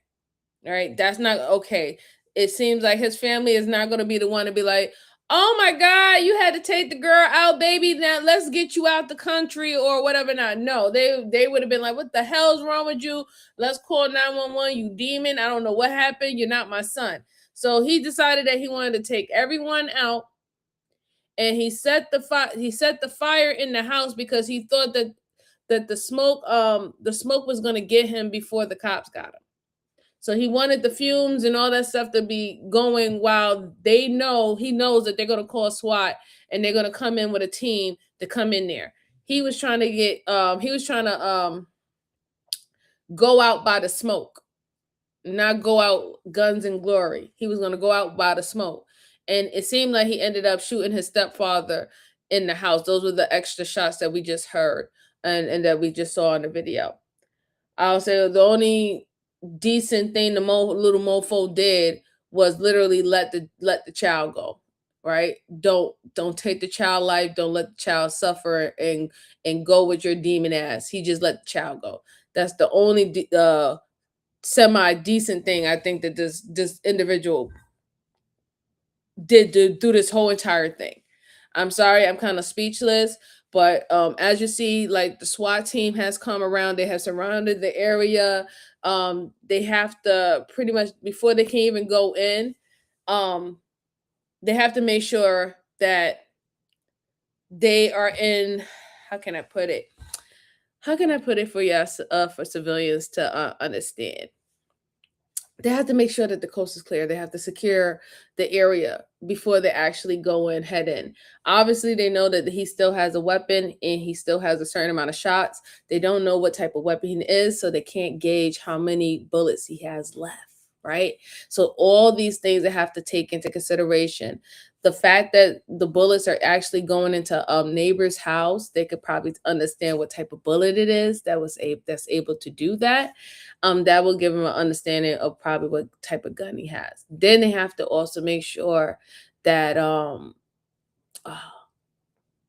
they have to be able to find him and know where he is in the house. They have to also make sure, and this is why they keep on confirming with the neighbors around how many people live there, right? And even though they have an understanding of how many people live there, that doesn't mean that he's not in there with somebody else, right? They don't know whether or not if this was an act that he did with another person or he did by himself. These are things that they don't know. So all that has to be into consideration before they actually take their move to try to get this guy. The fact that there is shots going out, they're going to treat him as he is violent and he's dangerous. So most likely they will probably return fire first before anything else. I'm just going to be real. I'm just going to keep it honest with you. Is this Flossie house that I'm listening to? Yes. Wasn't she just being questioned? Yep. He stabbed his own mother in the back. All right. Robertson said, not gonna lie, this is some shitty police work. They wasn't expecting for what they were getting into, or they didn't think it was gonna be like this. Turkey said, this guy is going to start a fire in the house and then have a standoff with the police. Not the smartest move. Like I said, he wanted to die by the insulation of the smoke. That was his whole point of doing that. Turkey, they don't catch the smart ones. Right. Terrible way to go. I agree. It is a horrible way to grow. I don't know who told him dying by smoke insulation is better. It's not. It's gruesome. Like, I don't think people understand choking or suffocating is not the way to go. They don't realize anymore how precious life truly is. I agree, Mary. Yeah. A lot of people don't believe that or know that. Joanne, that pneumonia is getting any better. Oh, okay. Yeah. Check on Miss Joanne for us. I hope she's okay. And gotta secure the scene. Yes, you have to secure the scene. All right, let's go on. Let's go on. Gunshots were fired out on the street. Yeah, over there. More shots fired out the house. He's got a pretty good view, and he's got a fire going in there. So if anything, this guy's gonna just fucking walk out and probably just start shooting like crazy. Oh, that is so sweet of you. Shout out to Robert Robinson, 6845 with the $9.99. He said, I can't let Turkey get all the love. Shout out to you, Robert. Here's some love back to you. Thank you so much for your super chat. I truly appreciate it. I truly appreciate it. You're rocking out with me on a Saturday. Truly appreciate your financial support. Thank you so much, dear. Thank you, thank you, thank you. See, now I was giving you love before. I don't know why you acting like I wasn't giving you love, but here's some more love. Here is some more love to you. Thank you so much. Can I give him some too? Yes, you can give him some love. Gracias, Roberto, por tu amor, mi amor. Gracias, gracias. Thank you for your love. Mucho amor. There you go. You got all the love, Robert. You got all the love now. Thank you so much. All right, we got flames in the house. 62 more shots fired. Just before dusk, Jonathan Welch appeared at the front door, wearing only his boxer shorts with his hands up. Just a guy on the porch on his belly. What? Crawl down the stairs! It was not clear to the officers at that time if he or his father was the shooter. Indeed, Robert Bray Jr.'s encounter after his car accident the night before had resulted in his arrest. He was already known to the responders on scene. It was possible Jonathan was another victim who was a... Uh-oh, not Turkey coming back. Turkey coming back with another $10. Shout out to you. Shout out to you, sir. Thank you again. He said, hey now, Robert, gonna start that super chart raw here for MJ. Ha, ha, ha.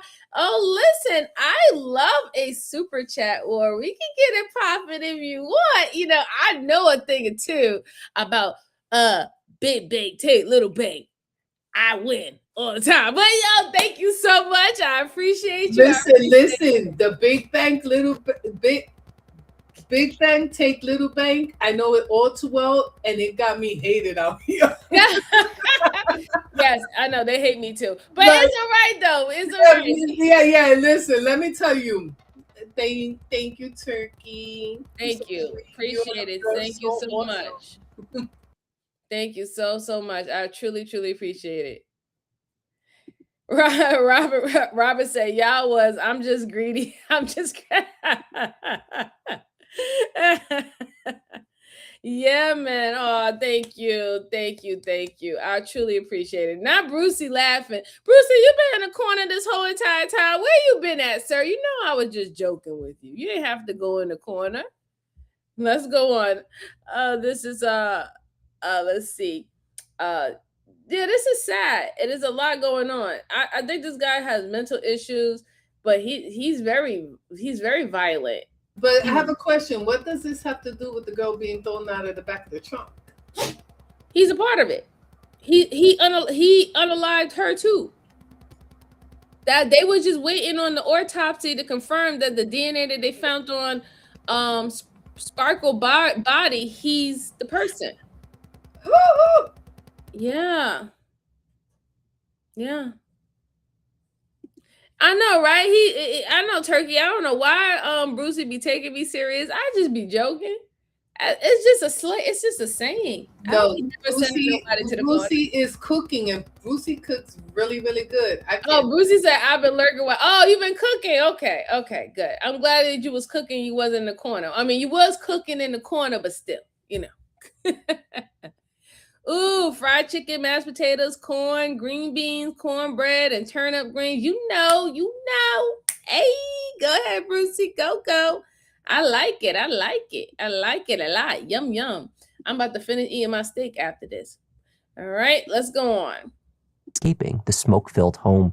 Flossie's statements made to the first responders on scene that her son had stabbed her were not taken immediately as fact, nor was this information widely shared amongst the responders in the chaos of the standoff.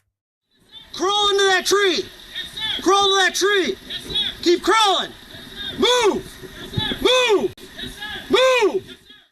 Jonathan crawled across the front yard and onto the street, slowly and cautiously. Keep moving. Yes, sir, I'm done. Keep moving. Yes, keep coming to me. Let's go. Let's go. Let's go. Yes, sir. Yep, you're doing a good job, man. Let's go. Yes, sir. Keep coming. Yes, sir. Keep coming. Yes, sir. Keep coming. Yes, sir. Keep coming. Yes, sir. Behind this fire truck. Huh? Behind the fire truck. Let's go. Let's go. Yes, sir. We just want to help you, man. Keep coming. Let's go. Let's go. No, you got a gun on you? No, sir. No? No, sir. Cuff him. Cuff him, sir. Cuff him. Cuff him. Don't make a move. Do not reach for anything in your fucking pocket. I will shoot you. He cuffed me. I'm not doing nothing. Don't resist me. Head down. He cuffed me, officer. He cuffed me. Who else is in that house? Who else is in that house? My father and girlfriend. Your father and girlfriend? Who's got the gun? I don't got a gun, sir. Fire! Go ahead, sir. I was talking to him. I'm sorry. When Jonathan was securely detained, he told officers that his father was the man with the gun. In the house. Girlfriend, stepfather. Did the guy arrested last night for heroin? Yeah, that was him. Who's got the gun in there? Yeah, that was arrested for heroin. Okay. What's his problem? I don't know. Okay. Is his name? What's his name again? Robert Gray. Yeah, Robert Gray. Yes, what's his deal right now? I don't know. Is there any more babies in there? No, I got one son. All adults? Yes, I got one son. Is he out? Is my son out? The baby, yes, right? Yeah, he's out. We got the son. All right. You're fine, man. You participated. I appreciate it. Handcuffed and with police escort, he was sent immediately to the hospital for treatment for smoke inhalation. He just crawled out of the house. I don't know, suspect or not. If there's anybody else in there. He just said it was the father, that old guy that we got. I'm pushing 160 on the heart right now. I can't believe it. I went up and grabbed that kid. And I think that's what's going through my head right now. So, as you can see, this is a very traumatizing situation for the police officers and himself. He's literally telling you right now on his own cam that his heart is racing at 160, right? So he's pretty much, hyperventilating and trying to catch his breath.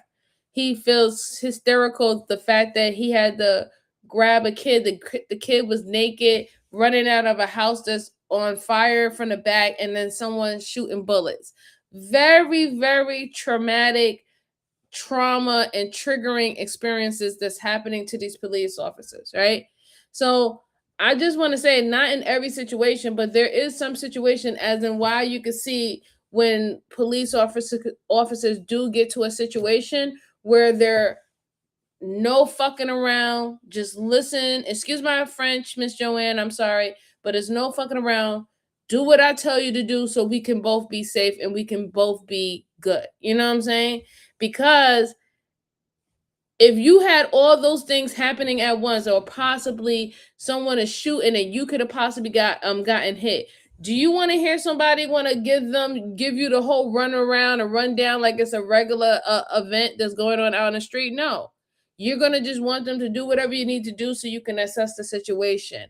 Also, I want to point out too, that guy is a liar. The baby father. Oh, but he's just buying time. Right, exactly. He's Buying already time. yeah, he set it up. He set it up. He came out there and act like he was the victim. I don't know. It doesn't make no sense for your father-in-law to stab his wife, set the house on fire, shoot and kill your girlfriend, and then shoot himself, but not shoot you. You are the other able-bodied man that's in the house. The only other able-bodied man. Wouldn't he take you out? Excuse me. Wouldn't he take you out first before he take out anybody else? Just think about it. Mm-hmm. You see what I'm saying? But you see, like I told you earlier, nobody's thinking when adrenaline is running like that. Right. Right. I mean, that's what I'm saying. The police officers, they're eventually going to get into it, right? They're going to think about it and they're going to get into it. But right now, they can't put anything together because he came out, he followed all the rules, right? He did everything that they said, made them comfortable all the way to the T. So now they're appreciative because they were already fucking scared shit crazy from everything that's been happening since they've been on the scene. And it's been about like what, 3 hours, 2 hours, 3 hours so far that they've been dealing with this shit. So he made them very comfortable. So they are appreciative of him right now. They're allowing him to say the story. They're allowing him to say the narrative because they still don't know if they have a shooter in the house. He just came out here and confirmed saying that the father was the shooter and he's still in the house. Not knowing that they don't know that the father's dead. They don't know that the baby mama's dead. All they know is that they had to pick up a naked baby and grab him from the driveway, and that they had a mother with a knife in her back who had to run to her neighbor bleeding to death. That's all they know. That's all the information that they know. So right now, they're not going to look at him as a suspect because he did everything that they told him to do to make them feel comfortable as if they weren't being ambushed or somebody was about to come shoot them in the head while they're trying to figure out what's going on in the house. They don't even know at this point that they're talking to the culprit. That there is no living individuals in the house. Those individuals are gone. He killed them before he came out the house. He was a punk. He realized he didn't want to die from smoke inhalation, and he realized that he don't want to be in no gun war with these cops and die in a blaze of bullets. He's a punk. So what did he do? He did the coward move. Pretend that he don't know what's going on. He's a victim too, and what he believes. Dead people can't tell no tales, right? So he said the father had the gun. Remember? Right. Dead people can't tell no tales. That means these poor people couldn't get no help. But do you see how strategic he did everything? You see how he used his head. See, this is the part where these criminals, these people, they not insane when they do stuff. He really thought this out. Like he went out in his undies. He knew what he needed to do. And these people can get no help. But he's going to the hospital, everybody. They taking him for smoke inhalation. But he don't tell them, oh, they in the house. See what I mean? Mm-hmm. Sick. That is pure sickness. Think about it. Pure sickness. Yeah. This is really bad. It's bad because like I literally know exactly what he did. And he's a coward, and he's now going to pin it on his stepfather that he had already executed. And he figured, like, why not him take the bid? Why not him? He's already dead. What is he gonna lose? He's might as well take all the crimes. He might as well take all the murders and stuff. But the problem is, he still has his mom, right? His mom was rushed to the hospital. The mom already had let them know that the son stabbed me. The mom let them know that her son was going around killing everybody in the house. So that's the only one good thing, that the mom was able to have enough breath and consciousness to say, my son is bugging the fuck out, and he's excuse my language, Miss Joanne, but he's the one who's going around the house harming people.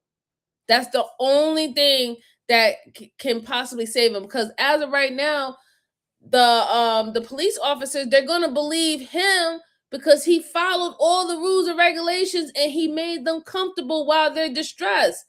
They're gonna take his side, like, hey, listen, he was compliant. We always ask for them to be compliant, right? He participated. He did everything that we wanted to do. He kept us at ease. So I'm gonna believe him off of face value that maybe what he's saying could possibly be possible. That is the truth. You see what I'm saying? But they got him locked. They have him arrested anyway. They eventually will all figure it out anyway. But that's just like, to me personally, that's just real grimy. Sweetheart said, I think he's the one that did everything. Yeah, he is. Turkey said, 100% agree. Yeah, he's a coward. Definitely a coward. Good evening, Octavius. It's very good to see you. Happy Saturday. Happy Saturday. Thank you for coming.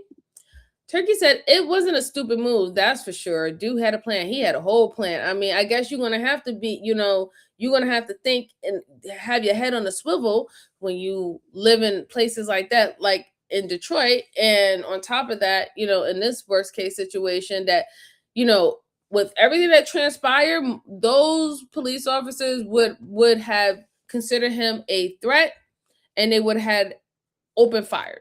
And they would have every right to open fire because he was already harming people while they were on the scene. So police officers can protect other people, and they also can protect themselves. I think sometimes we leave out that, those scenarios that police officers have the right to do that, right? So if they come on the scene and you shooting up bullets and stuff like that, and you stabbing people, you're a threat to the society. You're a threat to community. Yeah, they have the right to pull out their weapon and shoot you. I mean, it really is what it is. We don't like it, but that's the truth.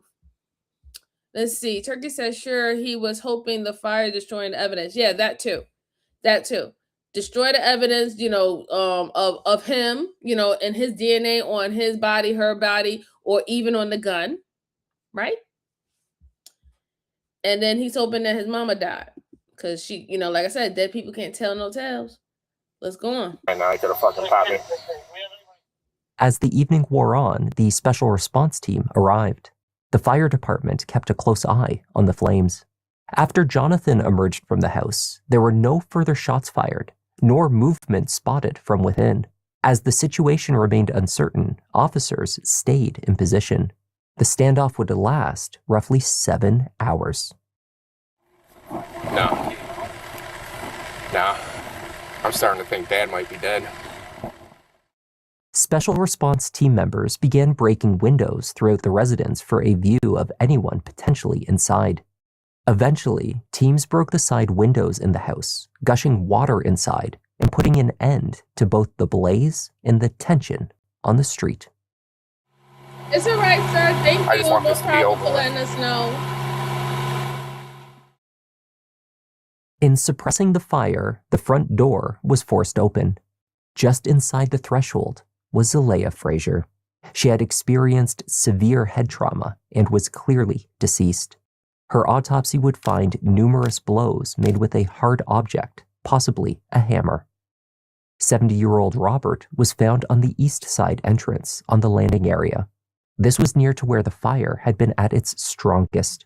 Robert had also quite possibly been struck with a hammer. He had also been stabbed. Investigators speculated that Jonathan had set the kitchen aflame to burn evidence.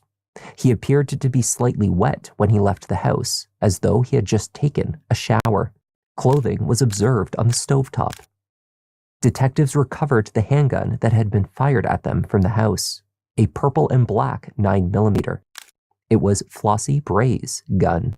Flossie remained in hospital for several days following the attack. She was in critical condition and eventually put on life support. She passed away from her injuries days later. 3 days after the massacre at the house on Kenosha, Jonathan was released from the hospital and sat with Harper Woods detectives to speak about the incident. They did not, at first, discuss the murder of Natayla Morse. Jonathan told them that Zelaya and their son had come to live with him weeks before at the house on Kenosha. He also claimed to have a good relationship with everyone prior to their murders. Now, you indicated that Zelaya and your son Samuel had been living there recently. When did they move back in there? How long have they been staying there? I got out on the... You got out on the 8th of July. The 8th of July. Which would have been Friday, last Friday? I didn't get out last Friday. I've been out for a month. You've been out for a month? Yeah, I've been at their house for a month. Oh, okay. The whole article, everything is just, hold on one second, because they said they arrested me on the 2nd. When they watched me walk away, they arrested me on the 10th. I don't care about Yeah, so and again, I basically got out on the 14th. Okay. So if I got out June. June Okay. 14th. You've been out a month. Right. I'm only going by on what a prosecutor told me. Yeah, I'm going to tell you the facts. What's your relationship with mom and dad? Pretty good? Yeah, it's pretty good. Okay. Yeah. All right. What's your relationship with your fiance, Zelaya? You guys pretty good? Yeah, it was pretty good. So whatever did or didn't happen a month ago, you guys kind of patched that up? Right, Okay, correct. good. Jonathan provided a bizarre explanation for what had happened inside his parents' house on the day of the attack. His version of events attempted to account for everything: the use of multiple weapons, the knife, the hammer, the gun. He subtly mentioned having showered just before events unfolded. He had no explanation for how the fire was started, however. Jonathan claimed self-defense. His parents were arguing with each other over his father's traffic accident and drug arrest the day before. That spilled over to a physical fight between Flossie and Zelaya over the assault charges against Jonathan. Exiting the shower, he decided to intervene, at which point the scene descended into a sort of family brawl. He hit me again in my arm with the hammer. I thought you just said he had a gun. No. That don't make no fucking sense. None. Doesn't make no sense whatsoever. Yo no entiendo por qué ellos están sentados ahí hablando con ese tipo. Why are you even sitting there? Like, he's the only one who crawled out, and you have, like, so they all did that to themselves? Like, no, he just said self-defense. Child, listen. He had the audacity to say that everything he did was self-defense. I'm gonna go cállate mode. This is crazy. Like, that's beyond crazy. Because now just remember, you was on the scene and you said it was your dad that did it, your stepfather that did it. Now that you are out of the hospital, you're cleared, health-wise, and you're locked up, and now they want you to talk about what happened. Now you're saying, I had no other choice. You mean to tell me you had no other choice to bash your baby mama in the head with a hammer? You had no other choice to stab your mother in the back? You had no other choice but to bash your stepfather in the head and also shoot him too? And then you had no other choice but to set the house on fire, right? While your kid was in it. Then you thought about it. I don't want my son to burn up, so let my son go. Then you thought about it. I'm a punk, So I don't want to die from smoke inhalation, or I don't want to die with the cops pulling a bullet in my head. So let me just go out there, crawl out, and be as submissive as possible for these police officers. And you're trying to say all of that was self-defense. That doesn't make any sense, because not once did you really, I guess that's what he's trying to explain right now, but even with the story himself, everybody else, if everybody else was squaring up with each other, right? Squabble up. If everybody else was squabbling up with each other and you were in the shower, according to your words, you weren't involved in anything. So why would it become self-defense? And then, you know, outside of other logical things, why not call 911, right? If it's, Are we still in if Detroit? it's an actual fight. Are we still in Detroit? Huh? Are we still in Detroit? Is this the Detroit case? Yes. I know, Turkey, my bad. I don't know. You gotta excuse me with my New York accent sometime. But yeah, it is inhalation, not insulation. My bad, Turkey, my bad. Not him trying to tell us New York accent. Listen, I'm sorry. Like, listen, let me confirm. Tomato, mira, Turkey, go to the corner. Listen, and let me confirm, not everybody in New York talk like this, okay? Some people talk very, very proper. Sometimes I get a little tongue-tied. You know, my accent is different. I lived in different places, so it all gets, you know, scrambled up from time to time. So I'm sorry about that. I apologize. But yeah, I can't believe it. He's going with the self-defense route. There's no way in hell. You have no wounds on you. You came out butt naked in some boxers. You had no scratches or wounds on you anywhere on your body, not even blood. You wasn't even leaking no blood. You didn't have no cuts or anything. So where was the self-defense? And then, like I said, your mother, before she passed away, she already confirmed that you was around, you was trying to literally get rid of everybody in the house. So I don't know what else he think he's going to say. I don't know why he think that self-defense is going to stick. Just like Sweetheart said, oh, he's stupid. Yeah. Let's hear what else he has to say. No. Espérate. Detective, I know you're not sitting there really watching this whole entire scene with these two detectives literally trying to sit there and say he was doing self-defense. He came out almost booty naked. Right. Brucey said, Turkey, notice they never put women in the corner. What? Well, most of the time, the women know how to behave, Brucey. I think this is rigged. What, Brucey? Hold up. What you say? Wait. Nah, Brucey tried to start a mutiny. Let me stop. Brucey, go in the corner with Turkey. Go over there and go have that discussion over there. Go. I knew Brucey was going to come out and say, what about the women? What about Delilahs? All these Delilahs out here. What's up with these DDs? Exactly. All right, let's go on. Oh, he had a gun. He did have a gun. When he pulled the trigger, the gun didn't go off. So when the gun didn't go off, he hit me in my arm with the hammer. When he hit me in my arm... So did he have a gun in one hand and a hammer in the other then? Yes, correct. Okay. So he hit me in my arm. What kind of hammer was it? I don't know the specific hammer. I'm in the bathroom. When I'm in the bathroom, when I scoop his leg and I hit him, we both fall. We fall on top of each other. I hit him again. Once I hit him, that's when I'm crawling out the bathroom. I feel the smoke. So now when I crawl out the bathroom, I'm crawling towards the front door. Okay. How did this fire start in the house? I don't know how the fire started. I was just coming back to consciousness. I don't know how the fire started or anything about the fire. Jonathan's version of events only loosely aligned with the physical evidence recovered from the scene. He could not account for the countless and varied injuries sustained by his family. It was determined that the fire had been purposefully set, even without accounting for the many officers who witnessed it starting and stopping while they observed the scene from a distance. Your rendition of what happened, Jonathan, and I'm only stating this based on what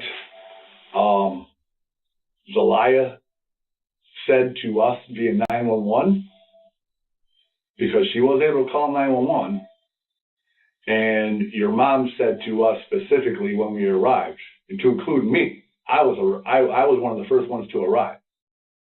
Okay, so Zelaya calls 911 and indicates that she was hiding in a bedroom and can't leave, that your mom was protecting her from you, and you were trying to kill her, and you had a knife. How my mama protecting her from me and my mama got a licensed gun? Right, but that don't make sense. Analyzing the evidence we recovered from the house. You know, for instance, your mom's gun, the knife, the hammer, the lighters, and all those items I just told you about, Jonathan, the knife that we got out of your mom's back, the purple and black gun, the hammer, and the lighters that we recovered from the living room, every one of those items, Jonathan, has your DNA on them. Every one of them. Jonathan Welch was charged with 3 counts of first-degree murder. Then, on August 2nd, the DNA results were returned from the testing in the case of Natayla Morse. They had a match. He was a contributor to the samples found inside of the Ford Focus, as well as on her person. Jonathan had a 4th murder charge filed against him. These were in addition to attempted murder charges for firing his mother's handgun directly at 2 officers. On November 1st, 2023, he pleaded guilty and was sentenced to 45 to 70 years in prison. He held her hostage for hours. He did torture. My sister was fully naked when she ran out the house and ran to a nearby neighbor house to get help. How do you let somebody out that did that to somebody? How do you let them out? And she was ready for her new beginning because she was talking about the future a lot. You ever seen him before prior to all of this? No, it honestly kind of doesn't really make any sense how they have any connection whatsoever. So did he deserve a bond? No, especially that low. It's absurd. I'm honestly speechless. Definitely needs to become a big major thing because this happens all the time, you know. So much could have been prevented if they would have really looked at the bigger picture. You're a threat to the community. She was the oldest sibling of the 7 of us. She was loving, the most kindest soul you could ever meet. Like, she had drive and she was all about going to work, working on herself, her career. She was really driven to do better.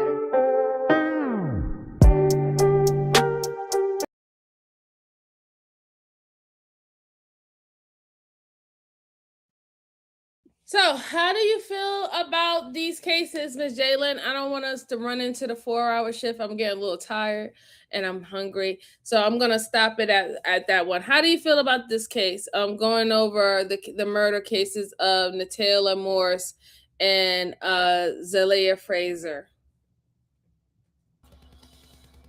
Like I told you earlier, it's sad. And this was what, 2022? Yeah, it wasn't that long ago. It was only a couple years ago. And if you would push forward, like fast forward, like you got Nazai Harris, they looking for her in Detroit. Mm-hmm. The guy pled guilty. You have I think Famika. She's I think in Chicago. Okay. I mean, like this what I'm saying. These stories are more and more every day. Like someone is losing their life every single day. Like it's like a lot more, and we're in 2026, in the beginning of 2026. Mm-hmm. So it's like we have to be vigilant to what ourselves, like our surroundings, what we are doing. We're gonna have to start taking accountability what we're doing, but also watch your children. Watch what they're doing on their phones. You know what they're doing. I mean, remember we in in a bad crisis where, you know, there's no money. You know, people are like really, really struggling. People are losing jobs every single day. And you know, she was inspiring to do things, right? And Mm-hmm. and you know, okay, she went down the wrong road. We all do. You know, like we're not perfect, right? But the Mm-hmm. thing is that if someone needs help, just help. I know I would. You know, but that's just me. And why is Boosie saying for me to say Chicago again? Did I say it incorrectly? No, he's just like this. So the way how you say it, you know how Brucey get. Oh, okay. Because I thought did I say, because I was like, you know how we say ask and ask? Yeah, ask, ask, ask, and, ask about it. yeah. You know, if I know we can't save the world, everybody, but I know we can take care of the little things one step at a time. All right. Yeah, that's how I feel pretty much about the story. It was very important to watch. I think it was a very important stream today, even though we try to have our little moments of having fun in the middle of it, because it's very touchy, right? Very touchy and go. So many people lost their lives, right? It's really going, like, even though they framed the video towards Natalia and what is her name? Zayela? Yeah, Zalea. Yeah. Look how many people lost their life. You know, the mom and the father lost their life. You know, they was trying to protect the child, right? Their grandchild. And you know, they didn't want to kill or harm their son, and then their son, look what their son did to them, right? Is and then he literally tried to paint his father as this running around murderer and all this stuff, going on a murdering spree or family murdering spree. It's really sad. um Prayers to everybody who lost their life. Prayers to that community. That's hard. You could definitely tell that the victim's family are suffering dearly, especially her sisters and everybody like that. And then we have to keep our prayers up for that young boy, that baby boy. You know, the baby boy don't got parents anymore. The baby boy don't got grandparents anymore. This is like, and then when he gets older to a certain age, he can always look back and see, this is what happened to my mother, this is what happened to my grandmother, this is what happened to my grandfather, and this is what my father did. That I see a lot of um, trials and tribulation that poor child is going to have to overcome in life, and hopefully he will have the resources and continue to have the love and support from outstanding or extended family to help him in going forward with this world. And shout out to Turkey once again with the $5 super chat. I truly appreciate you, good sir. Truly, truly appreciate you. He said, But he's gonna stay in the corner. that he said, one more on the way out, trying to buy my way out of the corner. Not you trying to buy your way out the corner. You gotta come a little bit more than that, baby boy. You gotta just come with a little bit more than that. You can get out the corner. You know what I'm saying? Just a little bit more like that. Shout out to you. Thank you, Turkey. Thank you, dear. Thank you. Thank you. Thank you. Thank you. Oh, You know what, Brucey? Love your accent. He said I go listen to you talk all day. Aww. You know what? I'm gonna tell you guys. My house. I was born here, right? So in New York, and my family does come from Puerto Rico. And the strangest thing was, I learned English first, and then when I try to learn Spanish, then this accent actually is not. It's a New York accent, by the way. It's a Bronx accent. It's not really Latina accent. It's New York. The New York, yeah. That's what it is. New York, yes. It's very well. New York accent. Yeah, when I get teased, I speak Spanglish. Right. I speak Spanglish. Un poquito, no mucho. Yep. Turkey said you need to do a go to sleep podcast. They said that they want you to start your own channel midday. They want you to have your own channel. you need to do a sleep podcast so they can just hear your voice, and then they're gonna use it as black noise and white noise and go to sleep. Listen, the men is speaking to you. Hold on 1 second. So I don't know. You need to do a go to sleep podcast. What does that mean? You talk, and they use your voice as white noise. Oh, Turkey is my fur baby. I have a fur baby. His name, baby. You want to say hi? Want to say hi? He lift up his head too. Yes, that's the fur baby. That's Princey. That's Princey. Princey's my fur baby. He's gonna be 4 years old in April. Yeah, he's a little old man. He's getting old there. He's getting old there. That's why I see. You see, this is why Princey. This is why me and Princey, we have a connection. We have an unspoken connection. His birthday's in April. My birthday's in April. It was meant to be. It is what it is. We know we know our folks, okay? We just know our folks. Anyway, thank you so much, Miss Jalen, for rocking out with me. I truly appreciate you. Thank you for coming up here. It seems like everybody enjoyed, you coming up here for this live stream, and I enjoyed it as well. Your commentary. Do you have any final thoughts before I head out? Sweet dreams, and I don't know what you're talking about. No sleep podcast. What? They want you to talk, baby, in the middle of the night. What?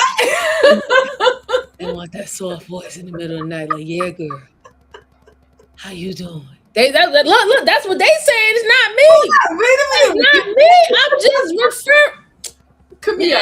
Good night, Miss Joanne. Good night, my sweetheart, wherever you are. Robert, have a good night at work tonight. Brucey, I love you. You know that. You're my, that's you. Turkey. Mwah. And you know what? No, Miss J. It's going. Not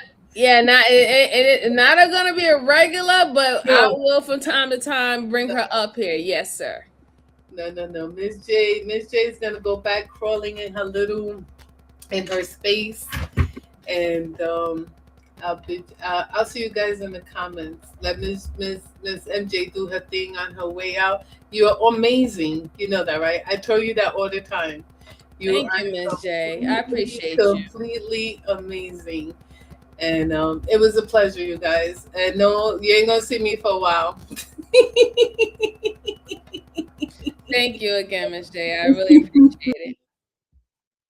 All right, everyone. Again, thank you. I appreciate you for rocking out with me. You could have been anywhere in the world, but you decided to rock out with your girl MJ and Miss Jalen for this great live stream. Please go ahead and leave other cases that you want us to review at the end of the comment section.